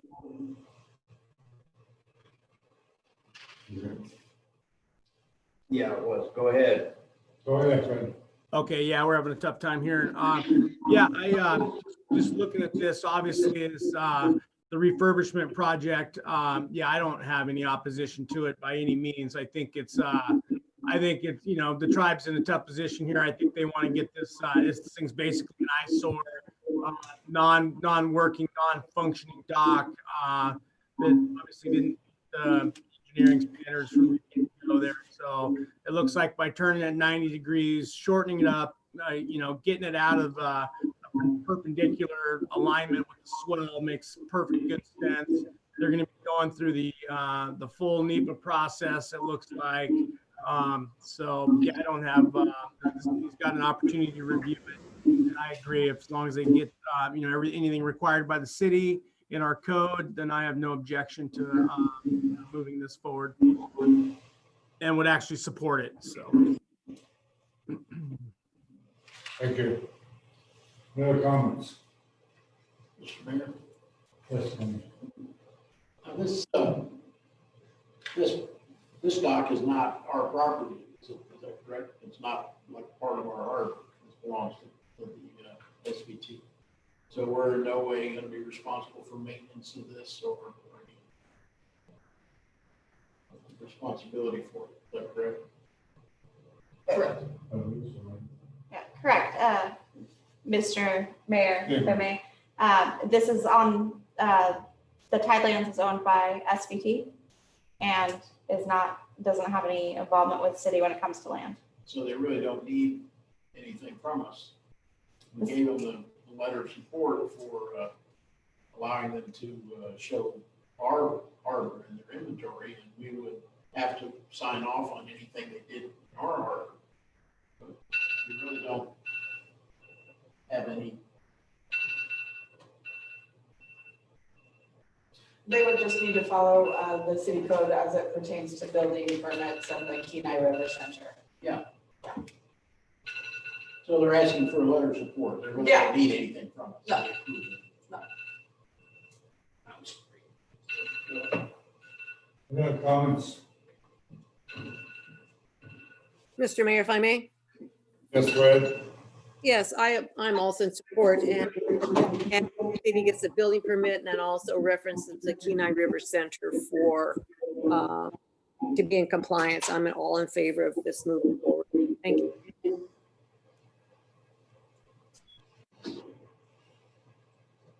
Okay, thank you. Any other comments?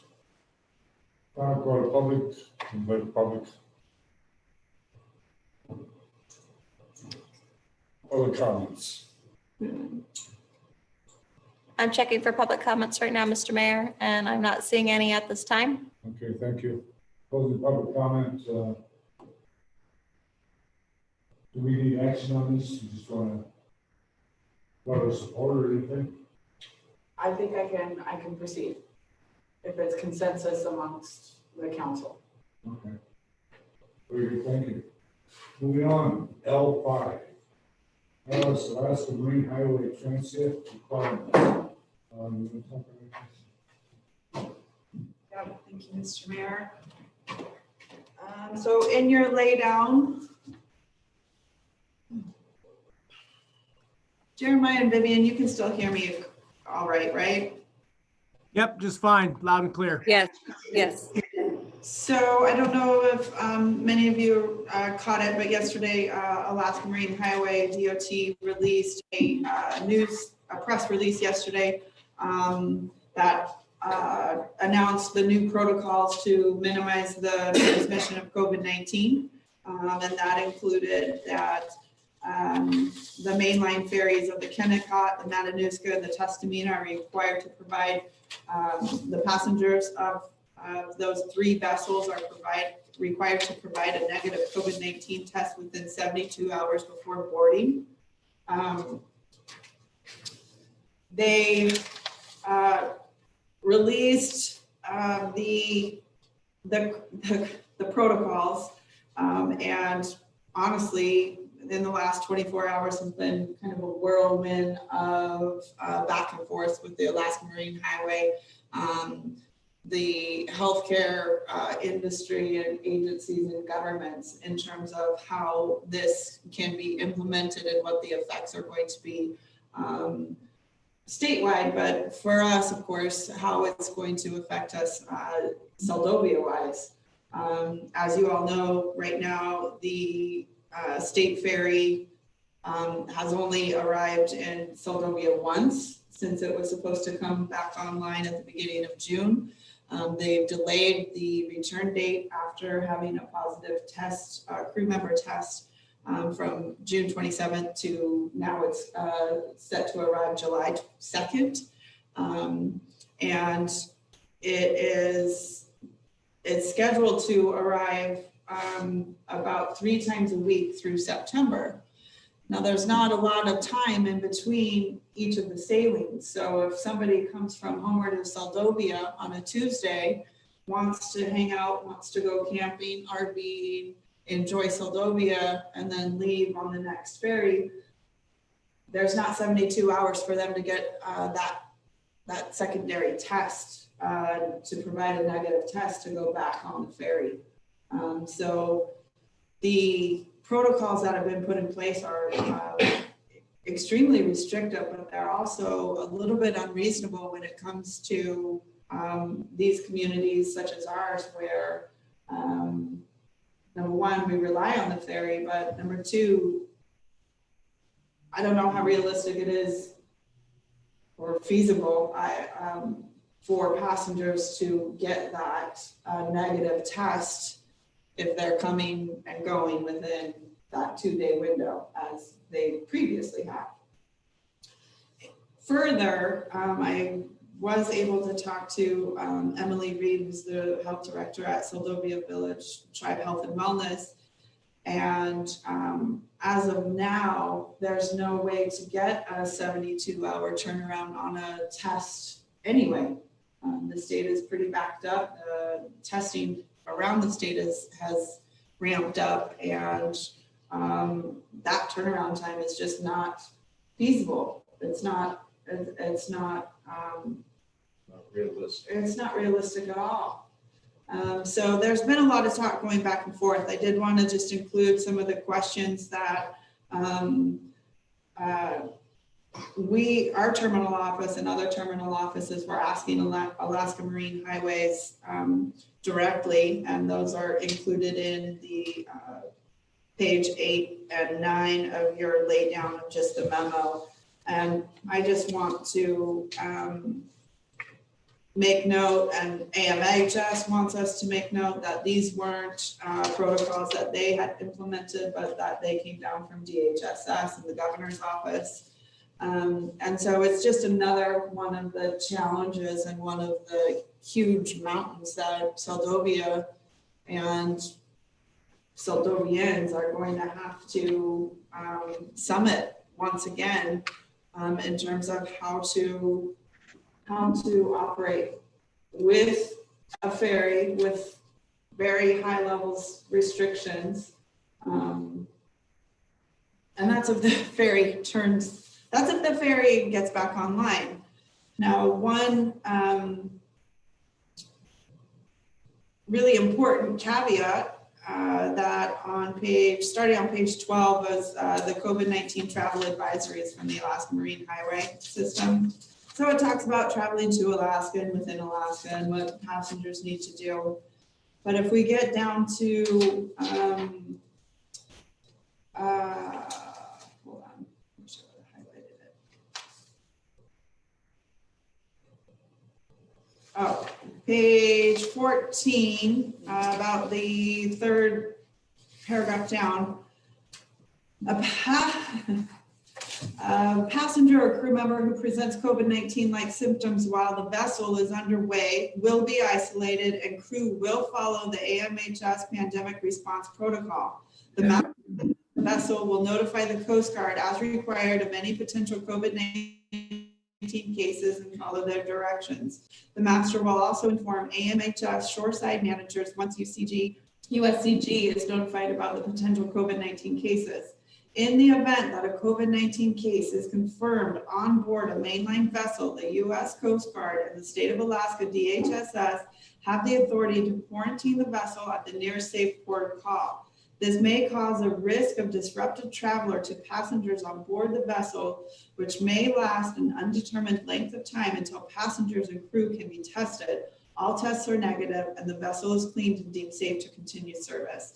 A disruption of travel may cost travelers additional time and unanticipated expense. I would not like to be a traveler that came down with a fever or a cough or some symptom related to COVID-19 and then have to spend an undetermined amount of time on the boat while I wait for DHSS and whatever port I'm in to take care of what they need to take care of for their pandemic response. And I'm bringing this to light because this will directly impact how we travel back and forth to Seldovia.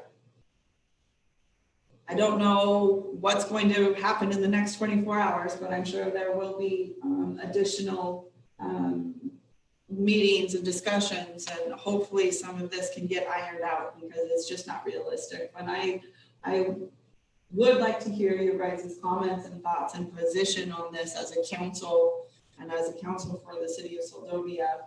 And I would like to write a letter or an email or something that is very quick to voice the concerns when it comes to these protocols and how unrealistic they are, how testing cannot be conducted, how if somebody wants to come over on a Thursday for a long weekend and leave on a Sunday, it's logistically impossible for them to do so. And that undercuts us again for the season. And I think it's really important that we try to protect Seldovia as much as we can during this time. And I know it's hard and I know it's emotional, but this is another way that we are being just caught up in this wake of mandates and not being included in any of the discussions or any of the decisions on the state level. That's it. I'll stop. John. With this COVID-19 and just the budget stuff with the ferry, if you sit back and look at it, it's fairly apparent that the state of Alaska, DOT, and the government itself operates like they would a state in the United States where you can drive anywhere, where you can do anything from home, and if you need something, you jump in the car and go there. And in this state, the majority of the state, if you took the whole entire state completely, only about 2% of the state is accessible by road. But it's run like they're living in the city. It's the government is operating in a fantasy world when it comes to our transportation for the coastal communities or the interior or anywhere else in the state. The only way to get there is airplane or boat, and they operate like you can just walk into the hospital and it's done and you can leave with a result. You test here in Seldovia, and they may as well just send it to Florida to get an answer. It takes the same amount of time. And you're right, what they're doing is unrealistic. It is physically impossible. And you could jump on the ferry here and somebody's positive and you're stuck on the ferry for 2, 3 weeks, 4 weeks. You may end up in Juneau. It's lunacy to operate under this fashion. We pay $17 a mile if we want to travel from here to Homer with our car. It's $17 a mile. They spend $8 billion on 600 miles of roads. They don't get a penny back from it. Yet we pay $17 a mile, and a system that doesn't work, is underfunded. Put up a toll booth, every mile, 17 bucks, and see how the people that operate the state like trying to travel on the highway. You want to drive from Homer to Anchorage, that will be $1,000. And to do stuff like this is, to me, is lunacy. They require the testing and they know for a fact you can't get an answer back. That's beyond lunacy. That is just plain stupid. Look it up in the dictionary. That's all I have. Okay, have comments? Comment, well, just FYI, you know, when I got tested, it took 6 days to get the results. So it's kind of, yeah, it's, I think, like, you know, like you said, writing the letter, all those things you sat there and said were all good things that you could put in this letter. I think it's all things that we definitely totally agree with you on.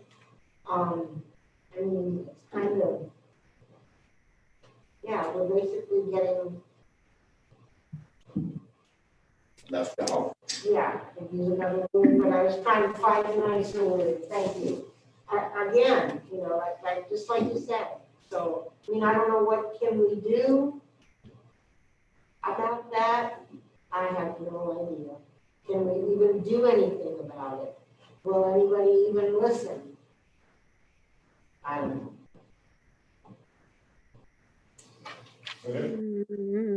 Mr. Mayor, if I may.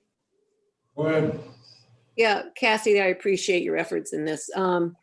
I think all we can do is what you've said before and document what our reasons of the unreasonable choices that are lay in front of us. Were you saying that SVT said the rapid tests cannot be returned to us in time, in 72 hours?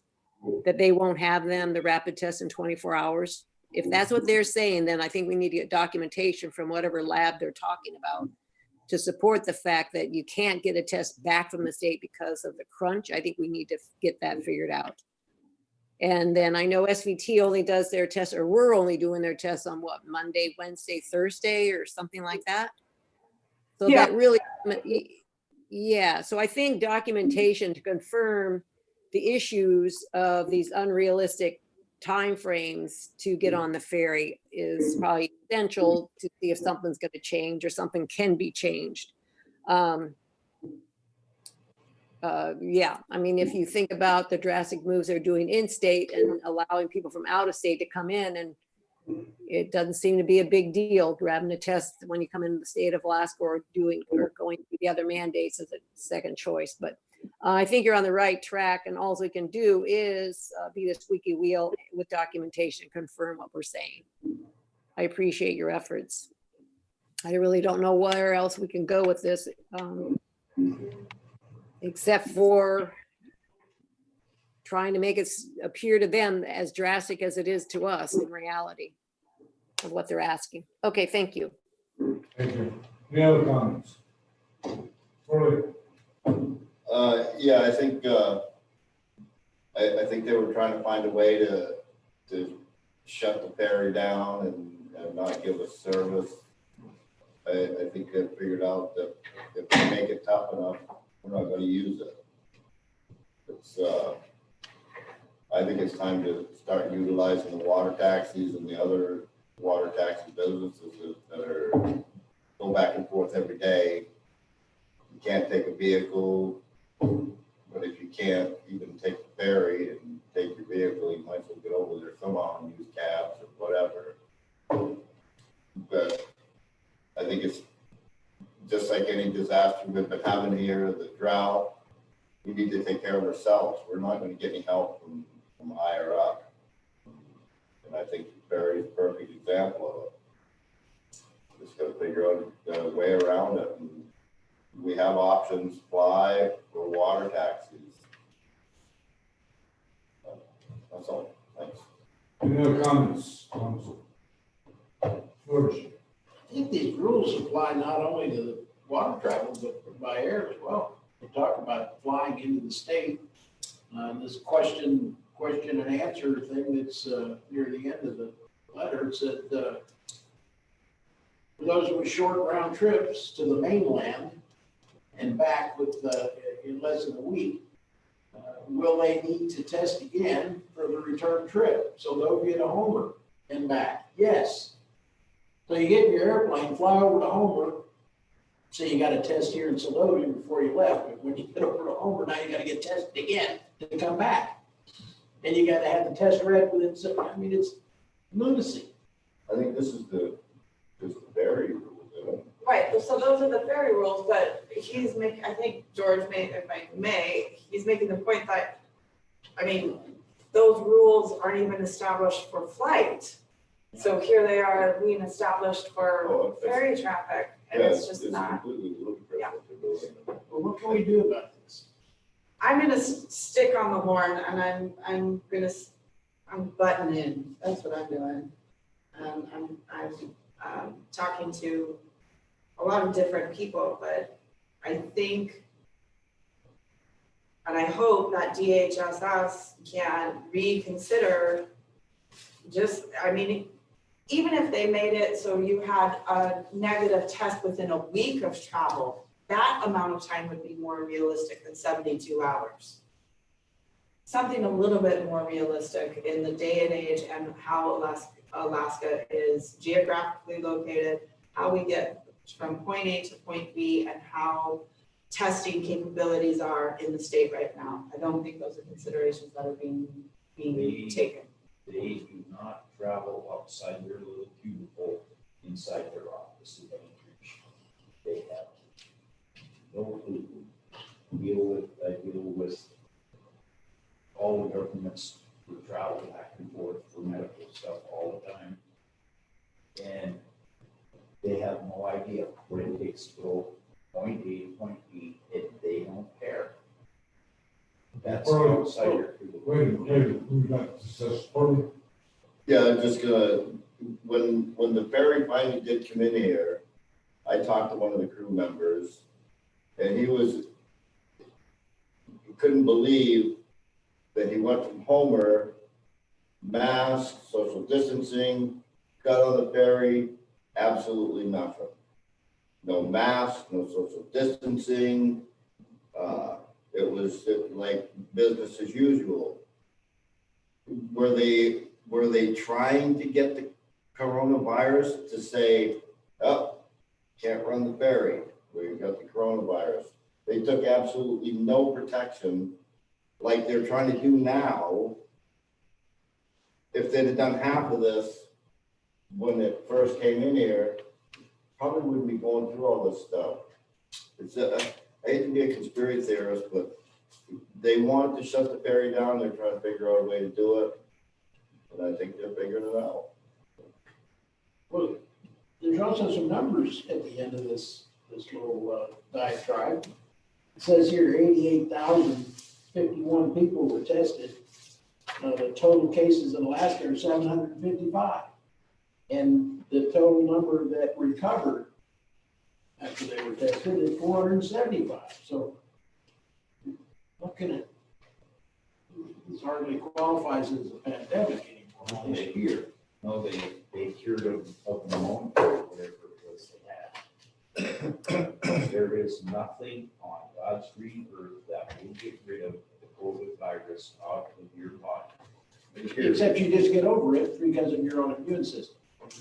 You can recover from it. In fact, most people do. Yeah, you're still carrying.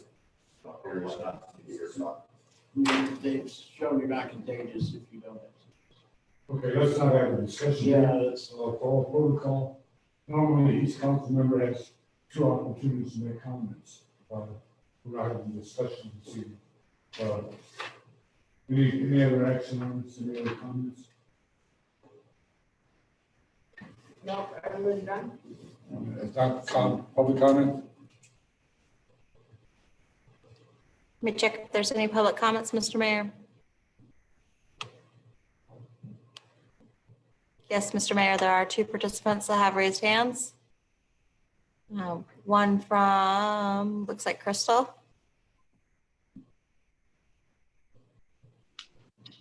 Crystal, you're on the line. Thank you very much. Crystal Collier, Seldovia Village Tribe, and I thought I'd comment on this because I think that the city of Seldovia Village Tribe, and the Chamber of Commerce probably need to have a united campaign to try to change the Alaska Marine Highway System's mind on this issue. We do testing, obviously, in Seldovia, and we have done quite a bit of testing, over 200 people so far. And what we have found is a test, even though we have used 2 different labs, one including the state of Alaska, which is what we use primarily, and also Alaska Native Medical Center, we have found that the testing takes about 5 to 7 days to get results. So we were trying to calculate how somebody could get a test back within 72 hours of departure of the Tustamina, and we do not see where that would be possible. We have a testing device called a Rapid ID Now test, which is a 15-minute test, but those supplies are limited severely nationwide. So we could probably do, and I think we can do 15 in a day. So possibly we could do, 3 days, and we may be pretty limited in supply by then. So it's not something that we can do on a regular basis. Now we do for our dental patients and things like that, so people don't have to wait a week to go see the dentist. They can get the test done. But again, nationwide, we cannot source these. And the ones that we have found, one box is $1,000. So it's a fairly expensive test. And we have resorted to using South Peninsula Hospital, which we have contacted them about this, and they do not feel that their current rapid tests that they can do, that they have received FEMA funds for, would qualify for this sort of testing. They do it for fishermen, and one other, I can't think of the other group that they do it for, but they said that they do not see where transportation is something that would qualify for the rapid one. So we're back to the state of Alaska or Alaska Native Medical Center, which both are between 5 to 7 days. So you would never get a test in time. You would probably end up with a lapsed ferry ticket, and you would be financially strapped because they charge you a fee for that. Or if you cancel within 24 hours because you haven't gotten your test back, you also will receive a fee and whatever it is, 50% return on your ticket. So I do think that the ferry is, they are not seeing things for a real community. And I kind of have to agree with Pearlie in that they are looking for the final nail to stick in the coffin of the Alaska Marine Highway coming into these small rural villages. And I think we shouldn't stand for that. As you all well know, it wasn't long ago, it was this budget season that they wanted to defund and move it to a private sector. And I think Cassidy, you were well active in that campaign to be sure that we can still get ferry service. But when they look at this sort of thing, they were irresponsible in their actions to begin with in allowing their personnel not to be tested and to also not do proper protocol, which most businesses do, which is masking and social distancing and all that, but they did not do that with their own people. This virus did not stem from a passenger, it stemmed from their own people. So, you know, they were irresponsible as a state in not testing and ensuring the passengers that they could be safely protected from their own business. So I think that there's definitely a lot of points. You know, years and years ago, people were allowed to stay in their vehicles on the car deck. And you know, maybe that is a solution. I know they would have to forego some rules that they have because of being able to access life rafts and things like that if it was warranted. But, you know, they do it before, but I guess before we used to ride without seatbelts too, and it used to be okay. But when we think about how we can proceed with, you know, the current situation, I think we definitely need to do a letter writing campaign before this gets too far down the road and nobody will be able to travel on the Alaska Marine Highway System. Thank you. Thank you, Crystal. And Mr. Mayor, we have Miss Laurel Hiltz on the line as well as a public comment. Okay, go ahead, Bo.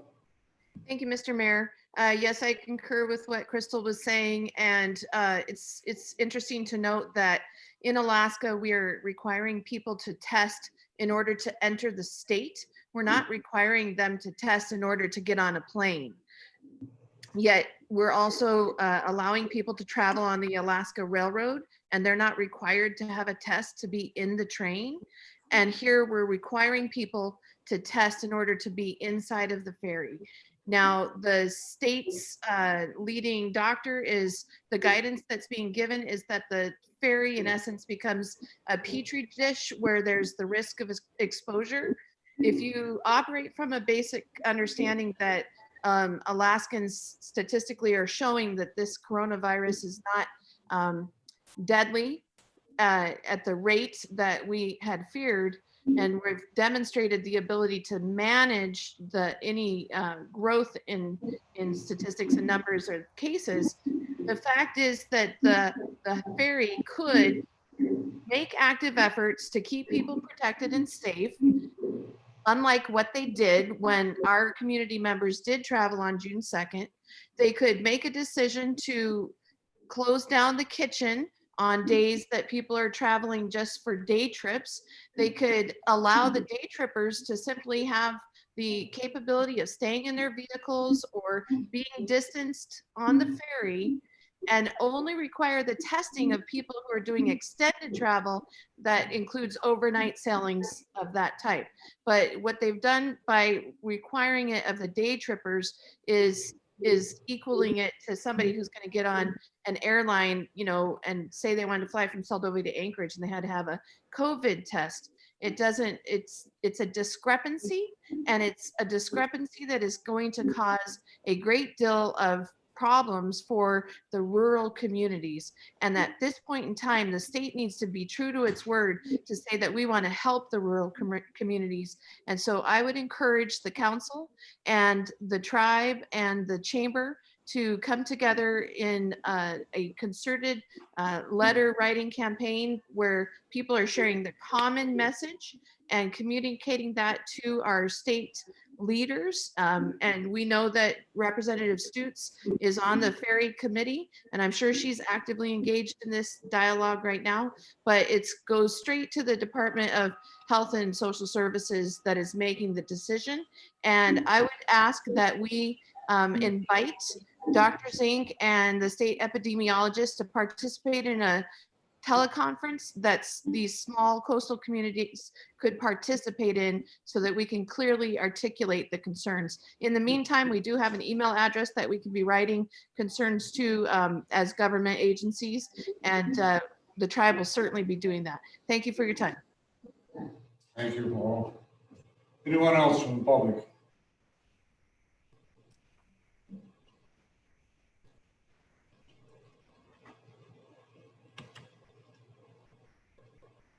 If not, closing public comment. What do you want from the council on this evening? Discussion. It's discussion. However, if you want to consent for me to pursue further discussions with the state and try to have them modify their protocol language to better suit small communities or daily run communities versus long runs, I think that would be a start, and just start that discussion. Okay. The council will agree on direction for that matter. Yeah, I think we should pursue it and write some letters to somebody. You agree on that? Vivian?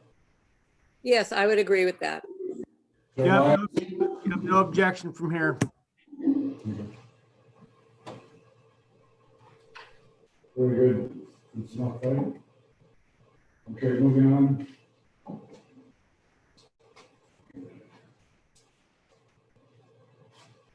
Administration report.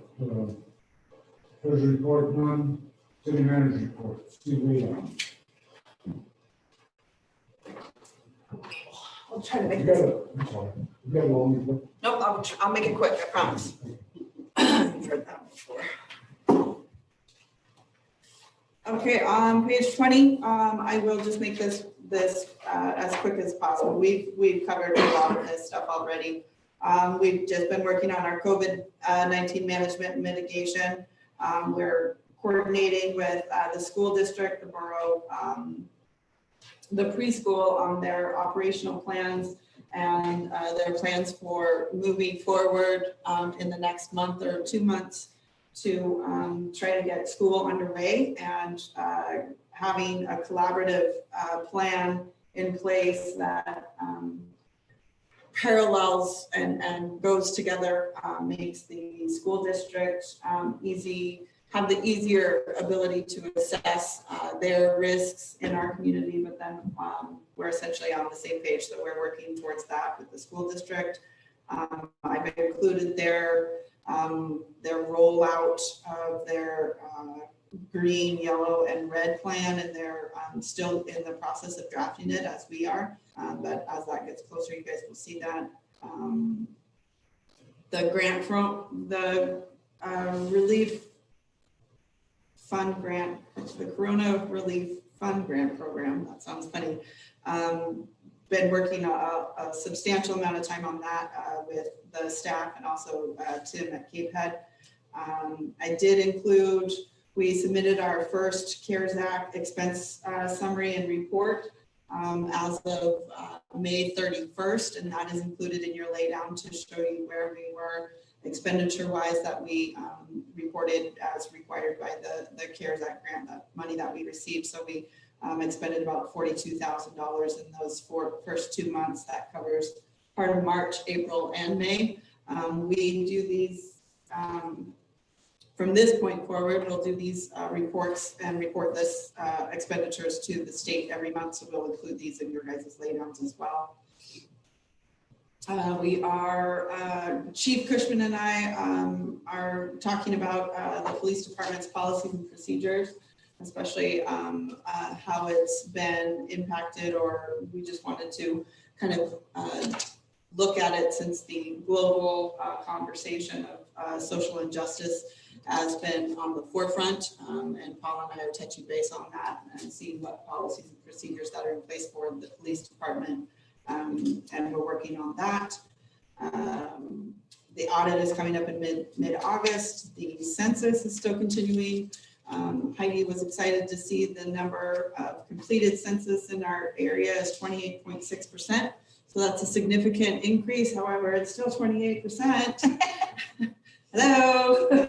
And remember that when you do complete the census and you let Heidi or a staff member know, your name will go into a raffle, and there's an opportunity to have your name drawn for a $5 gift certificate at many of our wonderful local businesses. So please complete the census. 28% is good. 28% is better, but it's not good.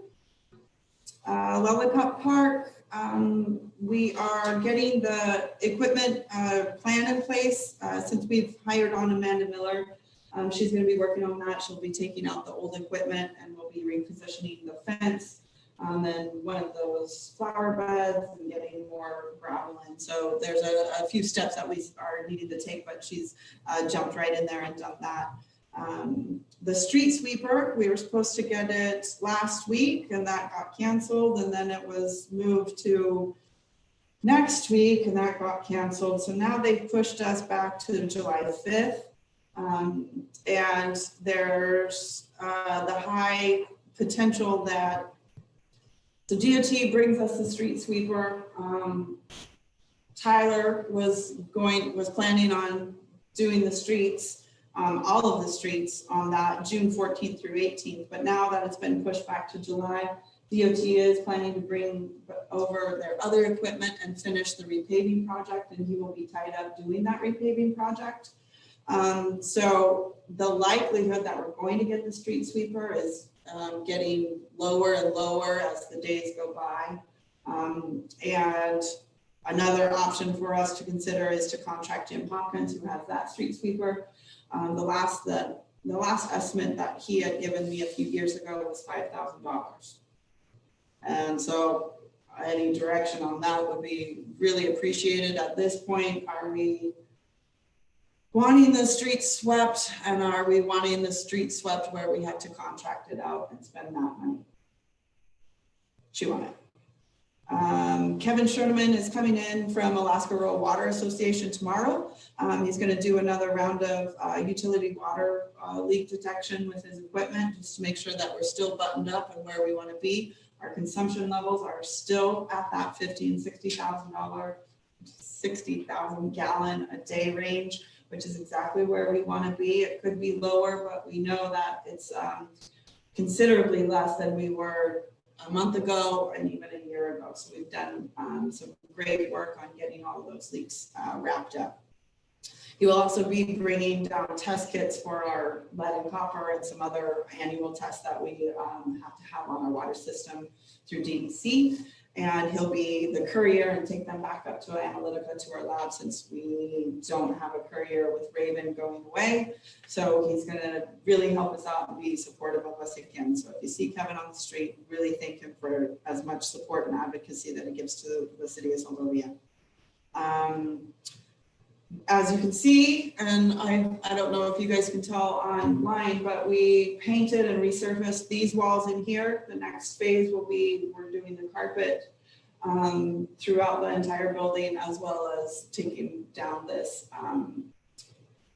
popcorn ceiling. So that'll be the next phase, but it made a world of difference just putting a coat of paint on the walls. And so we've been working on that, and Amanda and Charles busted that out last week.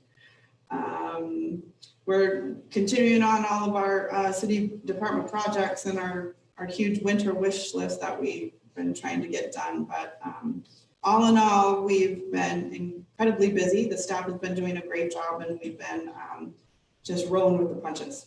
I'll take any questions as you have them. Just a comment.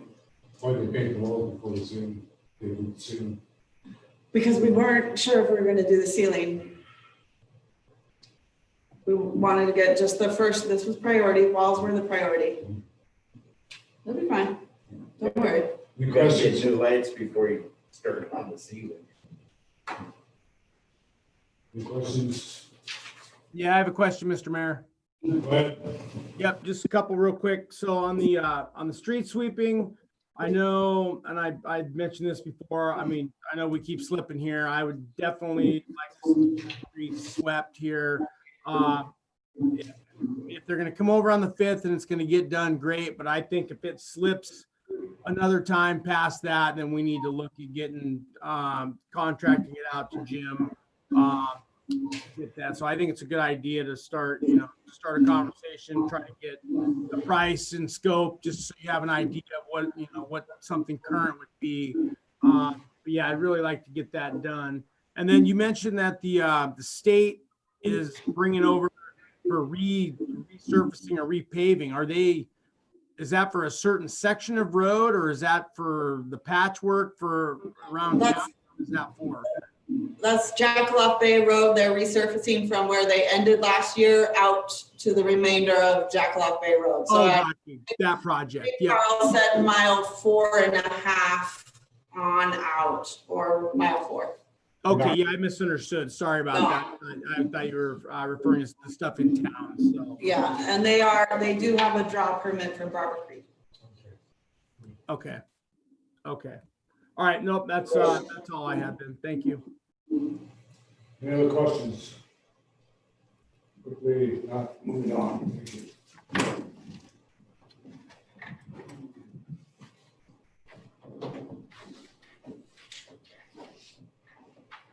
Chief Police report today, see later on. Harbor Master's report, see later on. Public Works report, see later on. Information, items not requiring action. Executive session, non-council, mayor comments. Concerning items. Ross. Oh, well, good long meeting tonight. Lots of stuff discussed. Thank you, everyone, for everything you do. And we'll see you in the next couple of weeks at another meeting. Thank you. Thank you. Nathan? Wow, that matrix that you put together for the zoning was fantastic.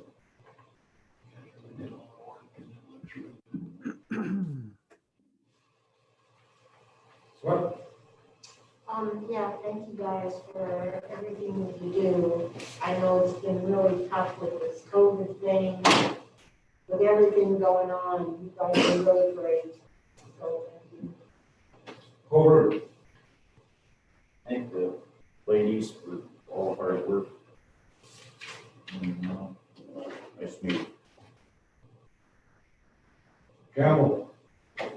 Yes, I just, I'm going to bring it up only because I can't let it go, but it does not belittle any of the work that, you know, obviously the staff does every week, but I just want to say I'm still bent and I'm not happy over what happened the last meeting in regards to the 4th of July. I was fairly disgusted after that meeting, given our lack of ability to come up with a solution for the 4th of July, especially given the fact that we had a work session with the chamber. I thought something reasonable could have been worked out there. I conflicted myself at something that went haywire there. And I can tell you, I won't do that again. I'll use every available thing to me under our code to not put myself in that situation again. So I'm just gonna make that clear. I think it showed a lack of cooperation between the city and local businesses. And I just want to get that off my chest. I don't think that whole thing ended up right, because now everything is falling on the shoulders of private property owners and business owners, basically, to deal with the people that are going to come over. I have no idea if it's going to be 20 people or if it's going to be 1,000 people. I have no idea. Nobody knows. But as I said at that meeting, we would have at least had some sort of plan. Now we have zero plan. So, I mean, obviously everyone's going to try to throw something together, but we'll see how it goes. So I just had to get that off my chest. And thanks everyone for a good discussion tonight. Thank you. Morrison. Yes, I'd like to thank all the public input we got tonight. It was really refreshing. There's some input from the public. Thank the staff. Great job. Thanks. Okay, thank you, staff, for the great job you're doing. Thank you, council, for your time.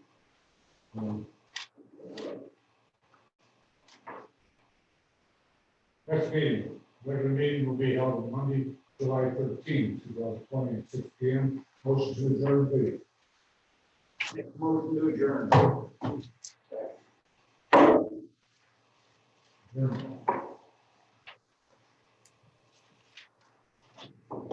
Hey, good night, everyone. Thank you. Good night, everybody. Night. Bye.